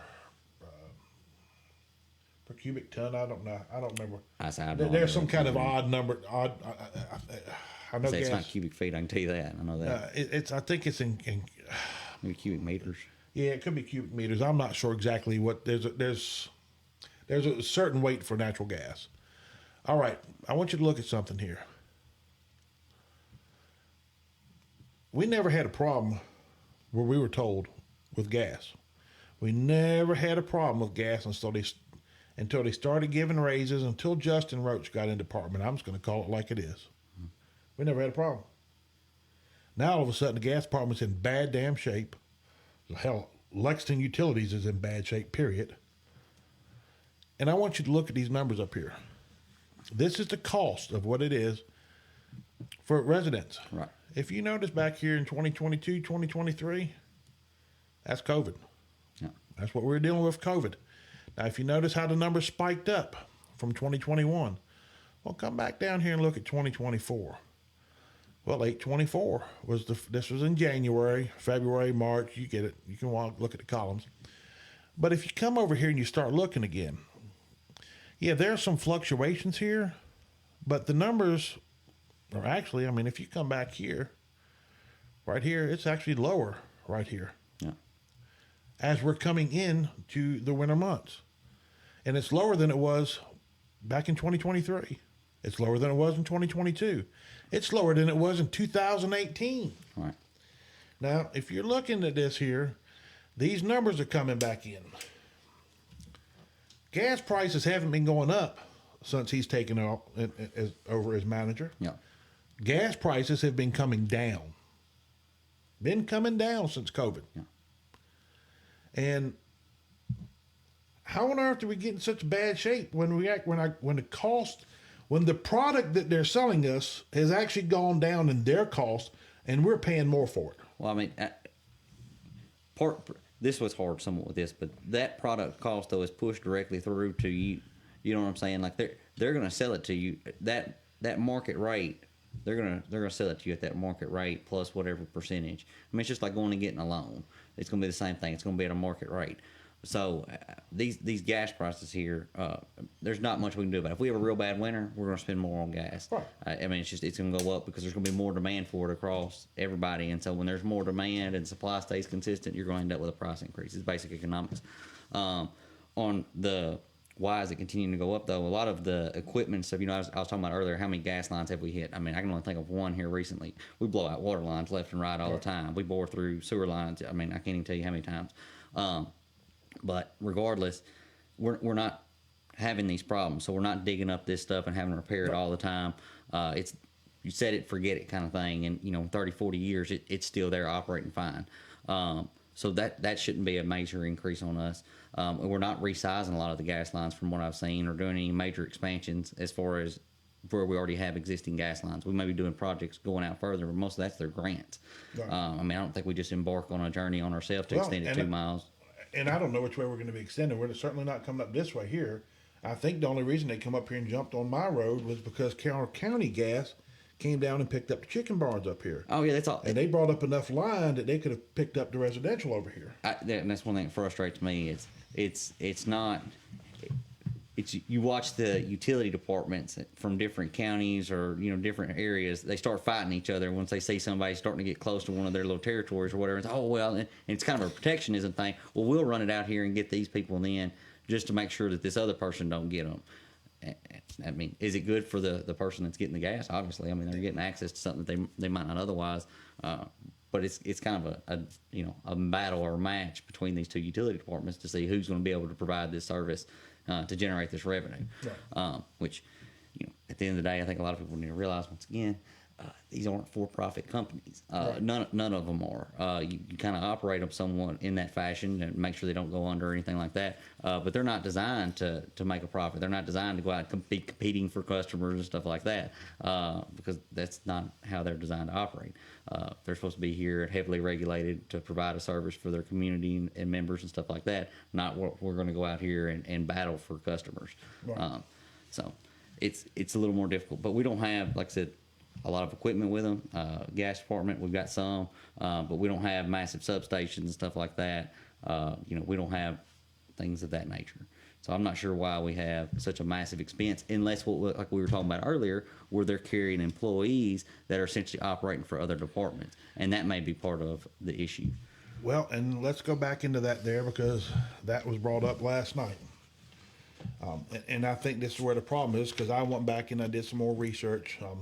I ran out of time today, so forgive me. I did not get all this stuff here posted. I can at a later point.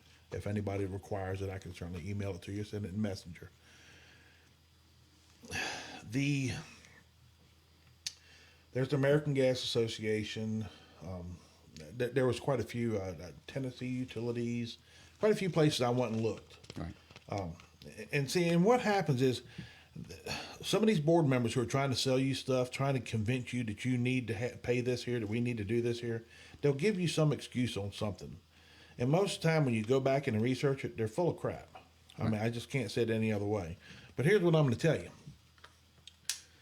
When I looked, your salaries, your employee cost should be about 15 to 30% of your operating cost. You're probably. We're at 57.7%. Yeah, I mean, I would say sub 40 for sure. Yeah. Yeah. Now, the one thing I did see was if you have a labor-intensive department, Yeah, high then service. you can be up to 50%. Yeah, We don't have a labor-intensive department. not necessarily. Yeah, If they're back there playing cornhole, we damn sure don't. that's right. So, 15 to 30%. The one thing I think on American Gas Associates, they said 35%. Right. We're almost at 15 to 30. I'm going to say we're double that. So, we're paying a crap load of money for salaries and benefits. Right. This goes back to our problem where we are overloaded. And I'm going to say this here. Now, this is not gas department, but this is an example of how things are in the city. The other day, I had 3, and I'm not the only one who messaged an alderman about this. There was 3 guys out there in front of our shop putting up a ribbon on the pole. They were putting up the ribbons on the pole. And one of the people that chimed in was talking about how slow they were working. I didn't pay enough attention to it. I was busy. Right. But they had two ladders. They put a ladder by one pole, another ladder by another pole. One guy's carrying the ribbons. One guy's kind of half-ass holding the ladder, and another guy's on the ladder putting the ribbon up. Oh, you need damn 3 people to do that shit. You ain't up real high anyway. Right. I mean,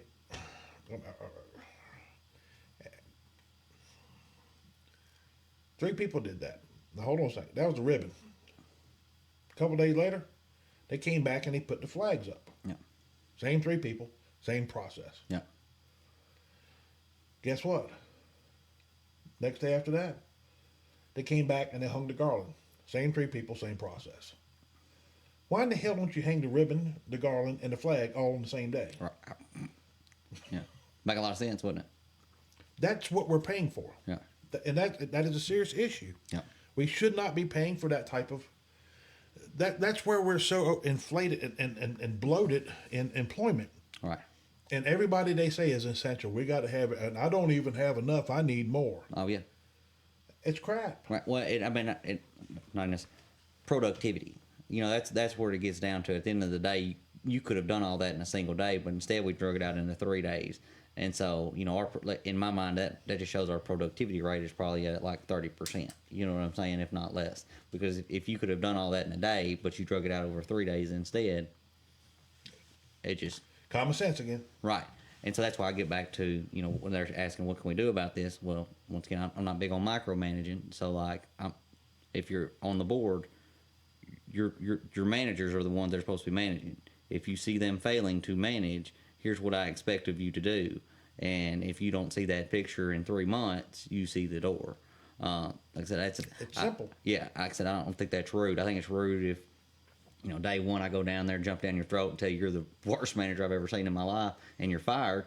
It may be true, but you know, benefit of the doubt, I want to say that, you know, people beforehand hired somebody or put somebody in a position that's not just completely incapable. And so, hey, let's see what we can work with. You know, they've already at least got some footing in the door and some knowledge of what's going on and some ability to understand the people that we have in place. But here's what we're wanting you to move towards and manage towards. Here's our expectations. Lay it out very clearly. Here's what I'm going to start looking at as far as, you know, people don't like this term KPIs, key performance indexes or whatever. But if you boil it down, you know, see, even some people that say, I don't like that. Well, do you want to see better roads? Do you want to see that, you know, right now, let's say 40% of our roads are in above average or good shape, and you want to push that to 75 or 80%? Well, yeah, I want to have that, and that's exactly what everybody wants. Great. That's a performance index. Right. You know what I'm saying? You have to have something, though, to judge it off of to see whether or not you're heading in that direction. Right. Otherwise, I'm just spitballing going in the dark. I have no idea. Well, it looks good. It looks a little better. But maybe I'm only seeing a portion of it. You know what I'm saying? Well, and I think that's the failure that we have in the department heads as it is. Because Agreed. Either they don't know how to do it or they don't want to do it. And they're not going to do it. Right. But I think that's, like I said, where it comes down to the board, though, too, to tell them, like, hey, here's what I want to see. You know what I'm saying? I want to see that. For instance, I'm not trying to pick on Justin Roach, but I know Justin has said that he is water lines. He's got, you know, X amount of miles of water line that's undersized. Great. I want to see that number reduced. You know what I'm saying? I want to see you go from 170 miles or whatever it is down to 120 miles to, you know what I'm saying? Something that isn't going to push our budget so high that we're going to end up overrun or into a rate increase, but to show that we're heading in the right direction of reducing the amount of undersized lines that we have. Well, I'm going to give you a prime example of why that doesn't happen, is when he brought up his 5-year plan. Right. Well, now this is what I'm planning, but he didn't want to show it to anybody. Right. Then he finally brought it out, and then I think he brought a couple of years out. But, you know, if something happens and it changes and all this, you know, I don't want to be held to that. Dude. Right. Stop making excuses. Right. This is what I'm going to do. Right. If we've got something else that comes up that's a major issue that needs to be addressed, then you know what? Bring that to the board, let the board address it, and deal with it. Right. But you know what? we'll call it You audible gotta- at that time. Right, you got to have a goal. Right, 100%. The goal is to get the ball in the end zone. Right, and not only that, but like I said, a measurable goal at the end of the day. Like I said, here's where my index is showing that I'm at. I got 170 miles. Okay, well, great. Well, we'd like to get 30 miles a year off of that. If you get 25, that's great. Yeah. You're heading in the right direction. Is it 100% where we want to be? No, but I can definitively say that we're moving towards where we need to be. If we end up the same year, we're at 170, or better yet, we don't do key performance index. We're just like, well, I mean, Well, you know, and- everybody somewhat got water. Yours trickles a little bit sometimes, but it'll be okay. You know. And the fact is, right now, I'm sorry, I forgot I left that thing up there. You know, just so everybody can see. If you notice, It probably looks better than both of us, anyways. yeah. If you notice, last year there was a substantial drop. In 2024, a substantial drop. Like I said, we're coming out of the COVID situation, and you know we were rolling into. I think we had some Doing a lot pipelines and better. stuff that come back online too, and stuff like that. I'm wanting to say there was some that we had slowed down on some drilling and stuff internally, and we were going back to shipping a lot more. So Right, you get into you got upstream and downstream, and then kind of a middleman in the gas business. And so you got like exploration, you got distribution, transferring, and then you got kind of in refining, selling. And political parties play a big part in that there, and how that 100%. regulations when you get involved in that there. And Right. obviously, we know we're sitting here in Trump's time, and Trump's drill baby drill. Right. I mean, so this here might be a way. Like I said, the numbers are it's not substantial. I mean, there's some peaks and highs in here. There are some bumps up here, Right. which I could see. And again, this doesn't matter as much because the usage is going to be a lot less during the summer. Now, granted, you're still using natural gas. I mean, people have water heaters and stuff. Right. But that's instant on Stoves. demand. Yeah. It's not where you're keeping a water tank heated. Yeah, I mean, there's some that still have water heaters that are natural gas, but they're few and far Yeah. between. Most people have tanks or Yeah. electric, but And if they're tankless, they're gas. tankless, it's all gas. Yeah. Well, you couldn't do electric. I had electric. Boy, that's expensive. Whew, Yeah, it takes a lot. Yeah, it I'm about does. to say, people be surprised. Yeah, that was pretty rough. But anyway, this time of the year it's typical. If you follow trends, and that's what you have to do is follow trends. Yeah. Well, guess what? It's getting ready to come back down. But if we're looking at the last trend in the last measurable month, it's actually pretty low. Right, I mean, comparatively. and From year yeah. over year. Yeah, so I mean, that's Or right that's in line, anyways. right. Yeah. So The only other expense that's really going up 100% on theirs. Once again, and people don't understand, this cost is pushed right through to you. Right, You know what I'm right. saying? Yeah, It's not yeah, like they're right. buying in hopes that they're going to buy low and sell high, and you know what I'm saying? They're Right. kind of trying to play the market. They're pushing No, it right onto you. right. The only other cost that they're really taking into account is their personnel and equipment. right. Yeah, their actual operational costs. and if I remember, hold on, I think they're But going back to the study, they're one of the better ones of all the departments, the gas department. As far Yeah, as, yeah, according yeah. to the study, they're Yeah. 96 or 97%. I think they were 94%, the sewer department was like 68, 69. Yeah, It was real low. very low, significantly low. And let me be very clear too. This is why I was saying that the study earlier was it's hard to understand where they're at with that or what they used for the baseline. I don't believe they used any future projects as far as they didn't take into account what shape our equipment is in or what shape any of our assets are in or what was future project growth. I think they just looked at our basic budget and was like, well, based on your basic budget line item and what you're bringing in revenue wise, you're under. Right. And so that's why I was like, guys, that's not a very good sign because we have a lot of things that are very old and undersized and need replaced. And if you give me a second here, I should have that. Give me just a second. I'm going to take in.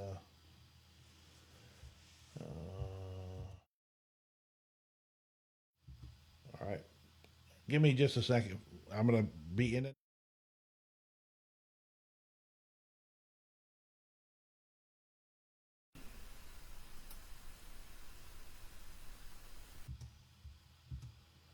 Okay, y'all should hear us. Give us a second here. I'm trying to get a image brought up. It takes a minute to do this here. My apologies. And okay. All right, I'm gonna see if I can expand this here out for you.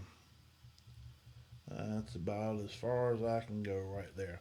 Okay, what we have here is this is from the survey guy. Yeah. This was in that PowerPoint presentation they had when Yeah. we were at it. If you look over here at gas and water, I'm not really sure what this other revenue was here. That didn't make a whole lot of sense to me, but I don't know if that's like department transfer or whatever from one department to the next or something. I don't remember what that less of the revenue is either.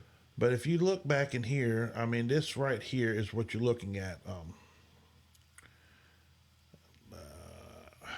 Operations on this department.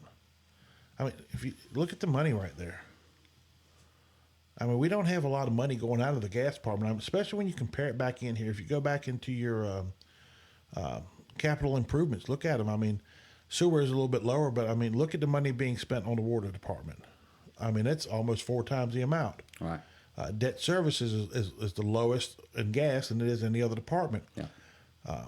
Their biggest cost is coming up on the operation and maintenance, and when you're putting in. That's also going to take into part gas, the buying of the gas, the operations, the Right. maintenance. Yeah. But when you're sitting here and you're looking at it, if 60% of it almost is going into salaries and benefits, man, that's a lot of money. Right. That's a lot of money. It is. And that's where our problem is. And we've said this the whole time is we have too many people working. And like I said, you've heard it. I've heard it about. I mean, literally, I've heard it. People in the gas department are sitting back there at the utilities building, back there playing cornhole, Yeah. and goofing off. Yeah. Why are we paying people to do that? Right. I mean, I don't have any proof of it. I haven't seen it, so I can't say it for a fact. But I mean, this is the stuff that this is the type of information that gets funneled over, and and this is the problem is. These things here go on, and nobody ever says anything about it. So, I'm not saying that once in a blue moon y'all can't have a team building exercise day, and what I'm saying, it's Yeah, raining sure. out, y'all go out there and throw cornhole bags, whatever.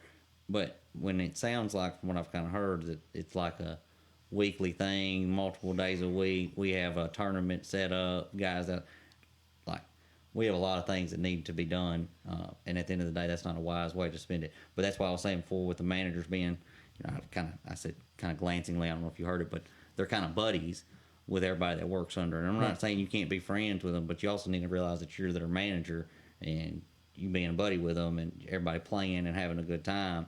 Work's not necessarily playing going to have a good time all the time. You're supposed to be here to work and provide a service. Right.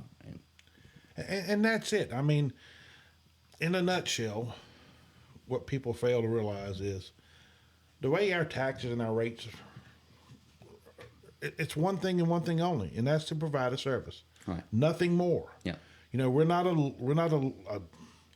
loan shark. We're not going to loan money out. Right. That's not what this. Our money is designed to use to provide us services. Period. That's it. Nothing more. Yeah. What I had a person ask when I was on the campaign trail. He said, he was like, "What is in your mind, what is their objective or whatever?" And as far as the department heads and stuff like that, like, what do you? And he said that one of the department heads had told him previously that he's there to take care of his guys, like he's there to take care of the people and everything that work for him. I'm not saying you shouldn't take care of the people that work for you and everything else, but that's not your goal. You know what I'm saying? If that's your overall goal, then you're going to continue to see this runaway cost, because at the end of the day, well, yeah, I want to see everybody make as much money as possible, and I don't really have a business that I'm worried about me making a profit off of and taking money home. I just make whatever money I need to. You know what I'm saying? Because we can adjust the rates up. If we go in the hole, we'll just pull it out of a rainy day fund. So who cares? We'll just continue to go. And so that's why I'm saying before you have to get back into this management mindset of people have to work and be productive and provide the value that we're paying them. Because if not, we're just going to continue to see that value run away from us. And it's costing us a tremendous amount of money. Well, that's it, and I'm going to go back in, and again, like to discuss and improve on the agenda. I hate them using the word approve. Yeah. Because that's sending the message that you need to pass this. Right. No. Stop telling the board how to vote. Right. But and I'm going to go back in again to subliminal messaging. I don't know if you'd call it that or not with what you see there, but I mean that's what people see. Right. Some people's mindset is, oh, I got to vote on this here. I got to pass it. Right. We need to pass it. You don't never see them put anything up there to disapprove. Right. Right. I agree.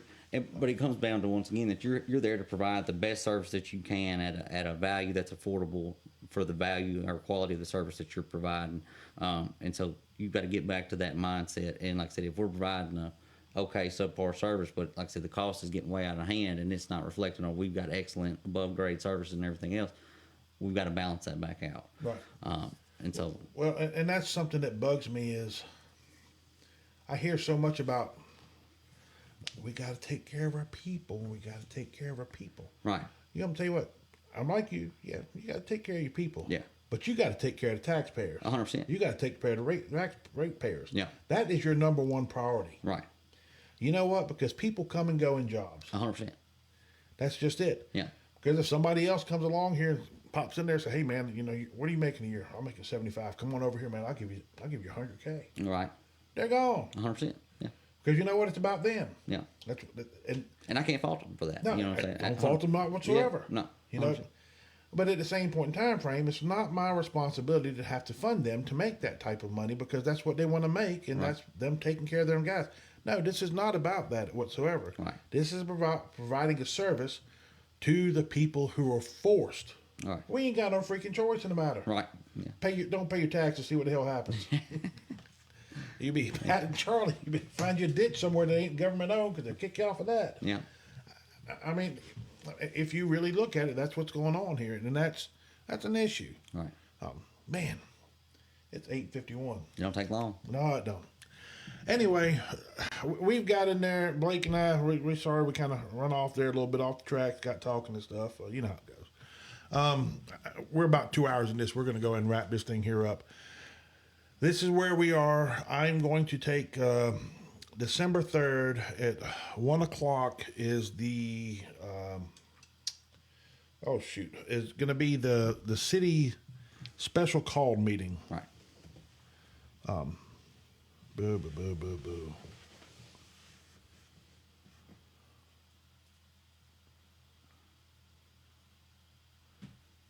Let me see here.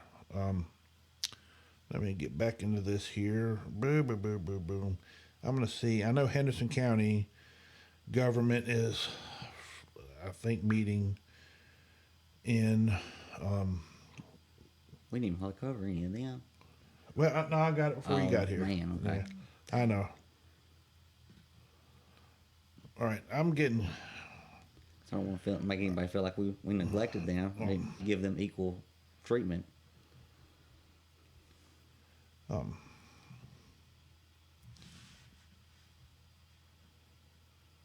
Okay, I've got a text to look into the comments. Give me just 1 second here, because we'll get in here and we'll start addressing some of these comments here. I'm gonna pull up the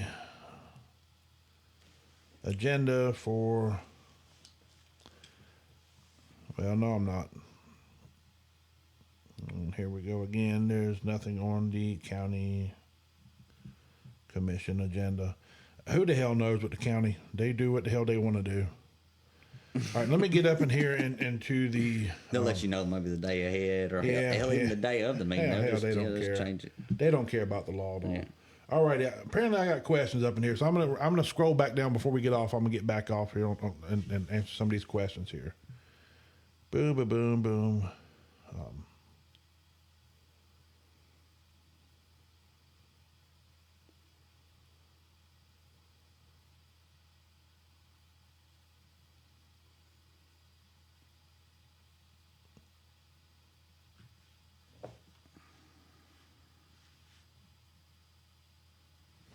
Okay, here we go.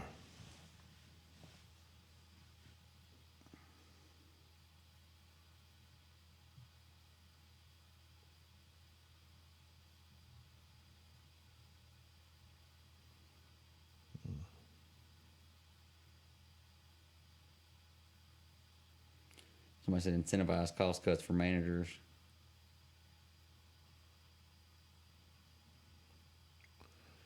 Well, you know what? Yeah, I'm gonna go back through here, and I'm not really seeing questions as much as I am statements. And maybe that's just because I'm looking for question marks in here. I'm going to come down here. Like I said, Jack and Jimmy provided information up here at the top. Jack again with the school board's members are making 800, and commissioners are making 500. Again, that's $300 per month. And I don't know how long it's been. I'm going to assume it's probably somewhere in the 2.5, 3 year mark that it's been going on. So I mean, if you take, let's just say $300 a month difference for 36 months is,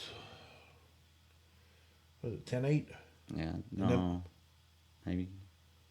I don't know off the top of my head. Math's not mathing right now. 36 times 3 would be 10.8, I think. Yeah, you're right. 10.8. Now multiply that That times sounded 14. weird. How much is that times 14? Oh, trying to do big numbers here, huh? Yeah. 151,000. That's $151,000. Jesus. Mm-hmm. Don't take long. No, it doesn't. All right. So who knows what's going to happen with that there? Who has the slightest clue? But you know what, though? School board and county commissioners both are at fault. School board should have known better. County commissioners should have paid attention to make sure it didn't happen. And whoever the finance director was that signed off on that there, they need their happy ass fired if they're still the ones there, or if it's the one that's previously there, ain't nothing you can do about it. Right. But it's a good thing that they left. Boom, boom, boom. All right. Clay helped us out with the vehicle explanation there. Ricky got up here. Jackson was told it had nothing to do with it, and he did not come because his wife was in the hospital. Griggs and Wood did the change and did not tell the alderman of it. They sent it in. And I will say this here: the alderman was sent an email with the. I don't have a copy of that email, but they were sent an email with the charter change in it before it went to the state. I don't know what was said. Yeah, and they also voted on it and ratified it once it was. Yeah, once it came back, they voted on it and ratified it, Yeah. even after the changes. So the aldermen are they're just as complicit in fault here. Yeah, I mean, just like Jimmy said, he's like, we should have read it, or why didn't we read it? You know, That's it. They didn't read it. he at least did take some partial blame for it. I will admit.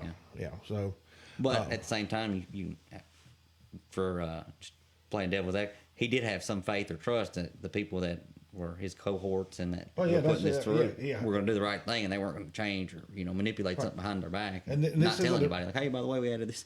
this isn't the first time that trust has been violated, and it's Right. still getting violated. Right. And they still aren't doing anything about it. Yeah. Nobody's getting written up for anything. No. Jeez. Jack chimed in. I believe the IRS requires employees to pay by the week when they drive vehicles home. That's kind of what we were talking about there. And my thing is, even if you don't necessarily write them up, if you do it wrong 3 times, I'm gonna tell you that I have no confidence in you, and if I don't have any confidence in you, that means that I'm gonna be seeking to terminate you or have you removed, and we're gonna have somebody else come in and fill your position. At the end of the day, if you're in above your head, It's We'll clearly find somebody. stated in the charter that they can terminate for cause. right? So I mean, Yeah, or for anything, but they ain't writing anybody up for anything. right? $16.5 million. Right. Yeah. Half the freaking budget having to be adjusted by the auditors. Yeah. Nobody got written up. Right.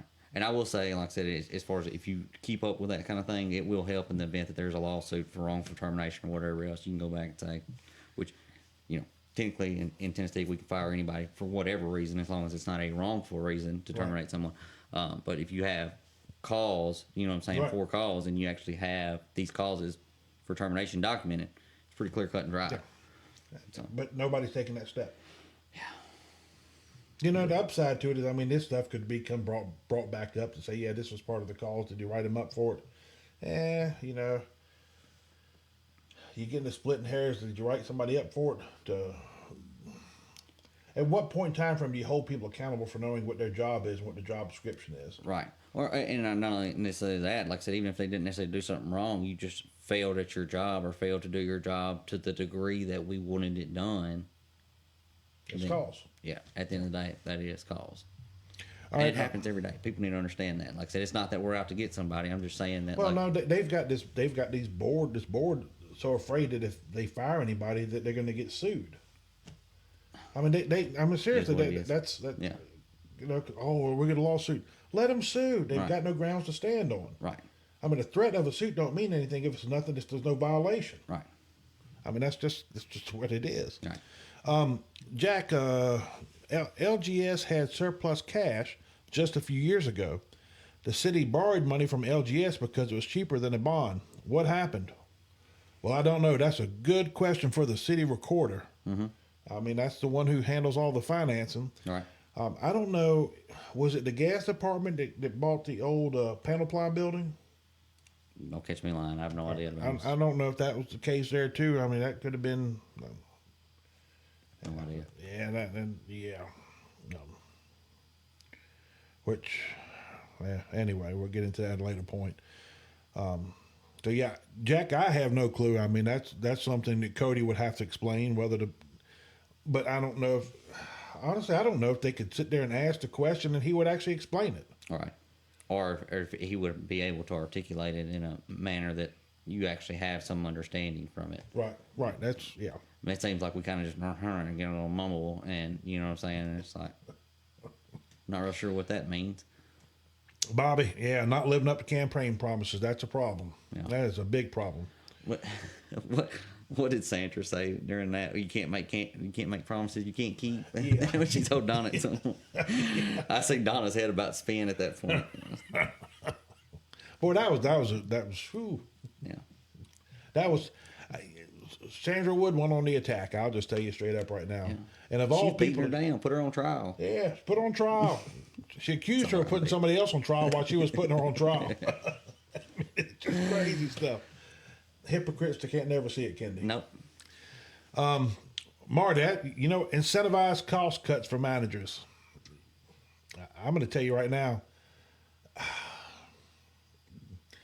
I kind of like just to pull that incentivized cost out and leave the rest of it. Yeah. Cuts for managers. Get rid of them. Start again and find people that actually can do the job. Right. Dylan, they are trying to help stimulate the local economy with the natural gas being piped in opposed to having an obsolete big oblong propane tank in your backyard that you have to purchase and pay a private company to fill the homeowner's tank for cost of one room.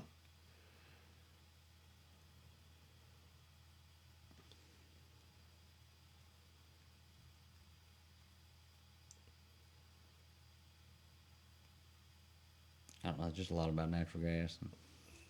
Yeah, I'm not really sure what. Okay, it looks pretty much. Like a statement. Yeah, it's a statement and support.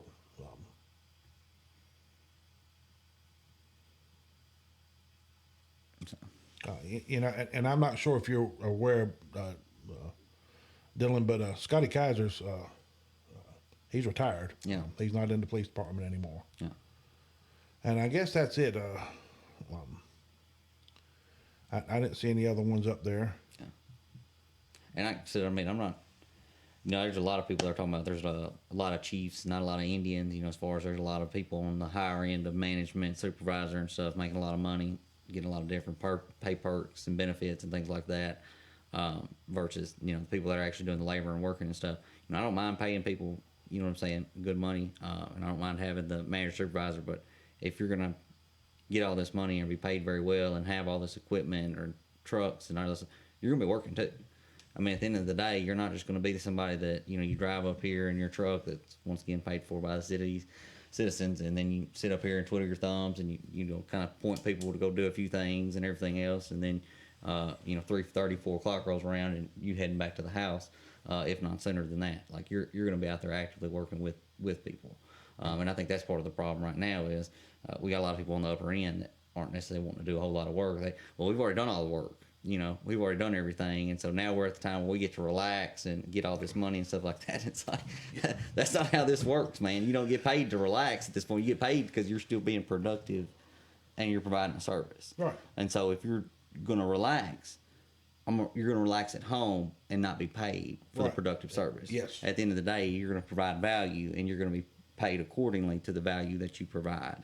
If you're not providing value, we're going to pay you accordingly, and that means we're not going to pay you at all. You're going to be at home. Right.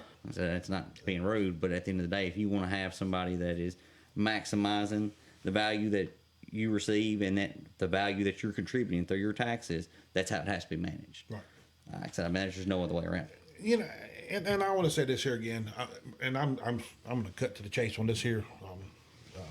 I do want to. Jack has replied that Lexington Gas did buy the old panel ply property, and they actually also owned a museum, which, if y'all remember, they were trying to get shut down last year. You know, it's.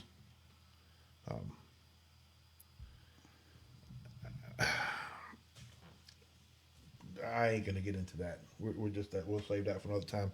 We were, you know, I'm gonna say this here.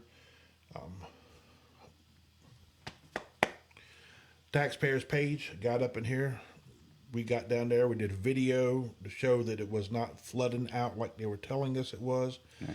In other words, we just proved another lie, and I just can't say it any other way. I'm not gonna pull punches. I'm not gonna be nice. Because you know what? It costs me money. And when people are messing with my money, they're messing with my family. Right. And if you don't like that, tough shit. Right. I'm sorry, but that's just the way I feel about it. Right.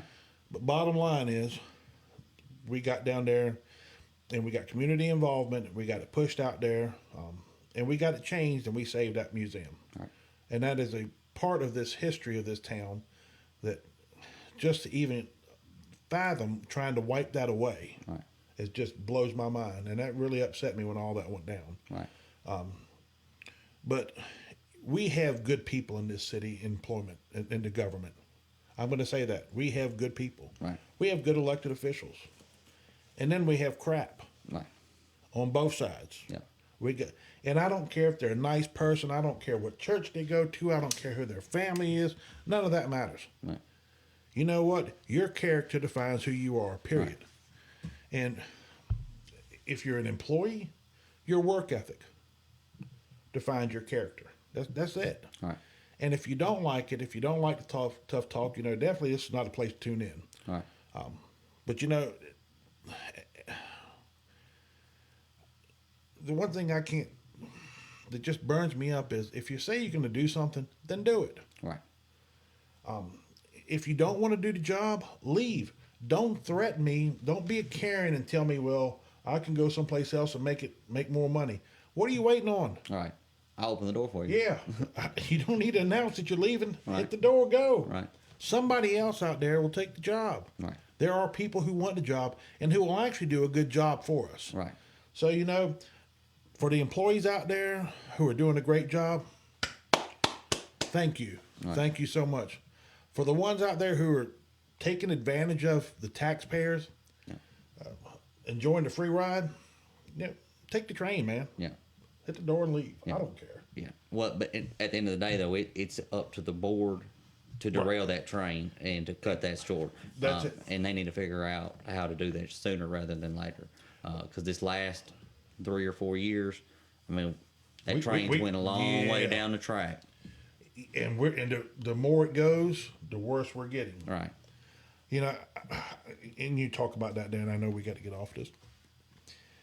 I was sitting in that meeting, and they were talking about all the stuff with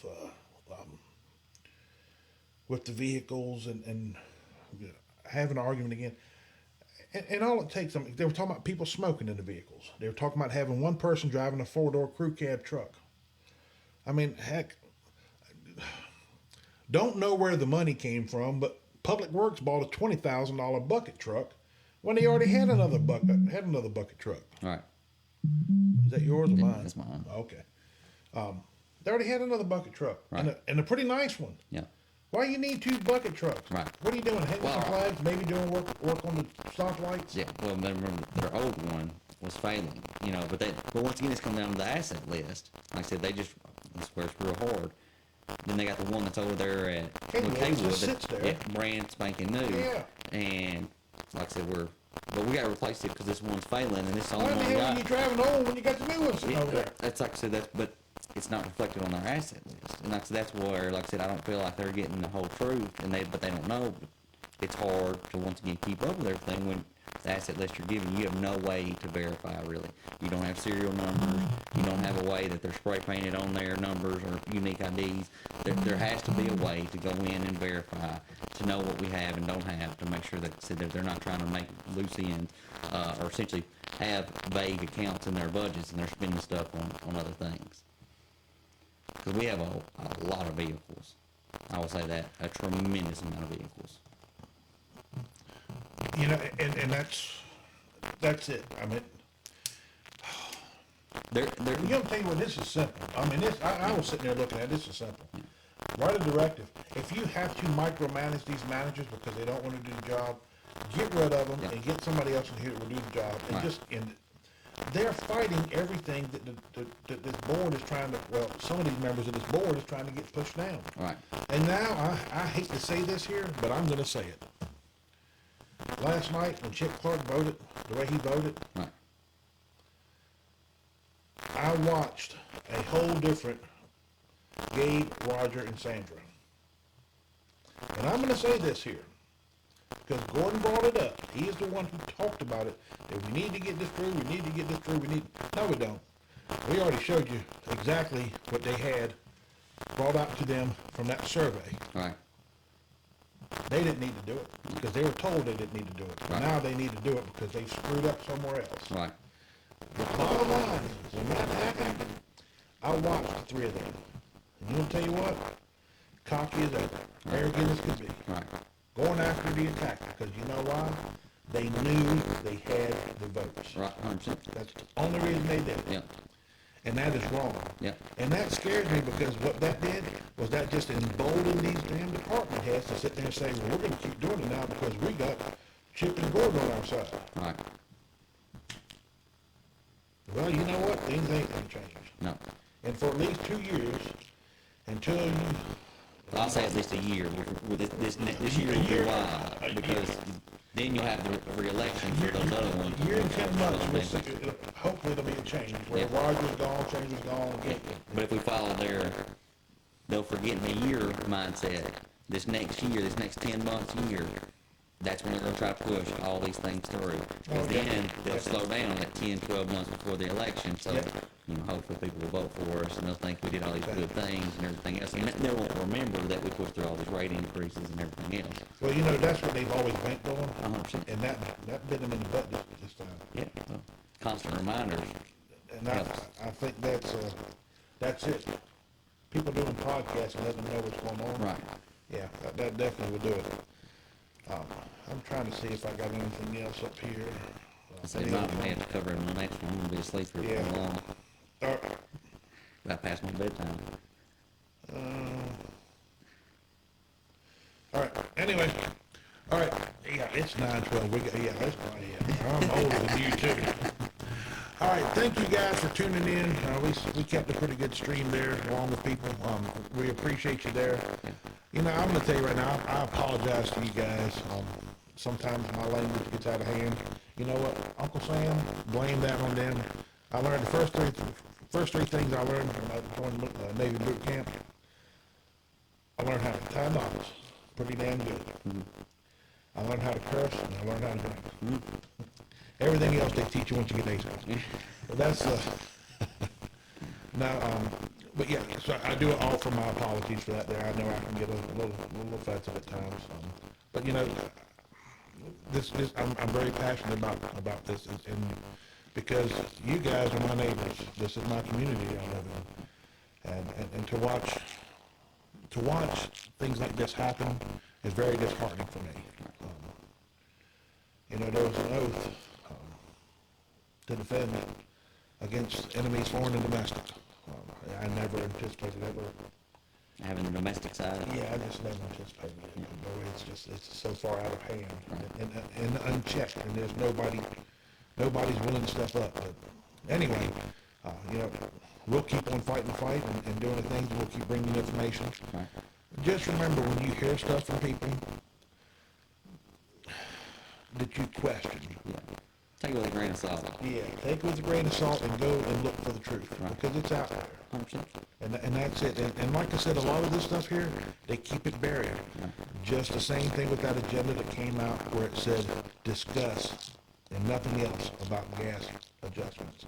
No rate increase, because they're going to say, well, it's not a rate increase. We already voted on it. Well, you voted on it to install it back in July of next year. This here was a rate increase that you implemented now Right. until the July 1st. Yeah. Not a rate increase. We're just going to add an charge into it. And try to say it's something else, because bottom line, it's all one department. Because when you look at everything that's broken down, it's all part of operations and maintenance. So, anyway, you guys have a wonderful night, and I'm gonna tell you, I'm wishing everybody a very happy Thanksgiving. We'll probably put up a little small post just to say hey to everybody on Thanksgiving Day. But my son's home on leave. I haven't seen him in 3 years. That's where I'm spending most of my time, and enjoying while I got him. But anyway, y'all have a wonderful night, and happy and safe Thanksgiving. And we'll see you sometime in December.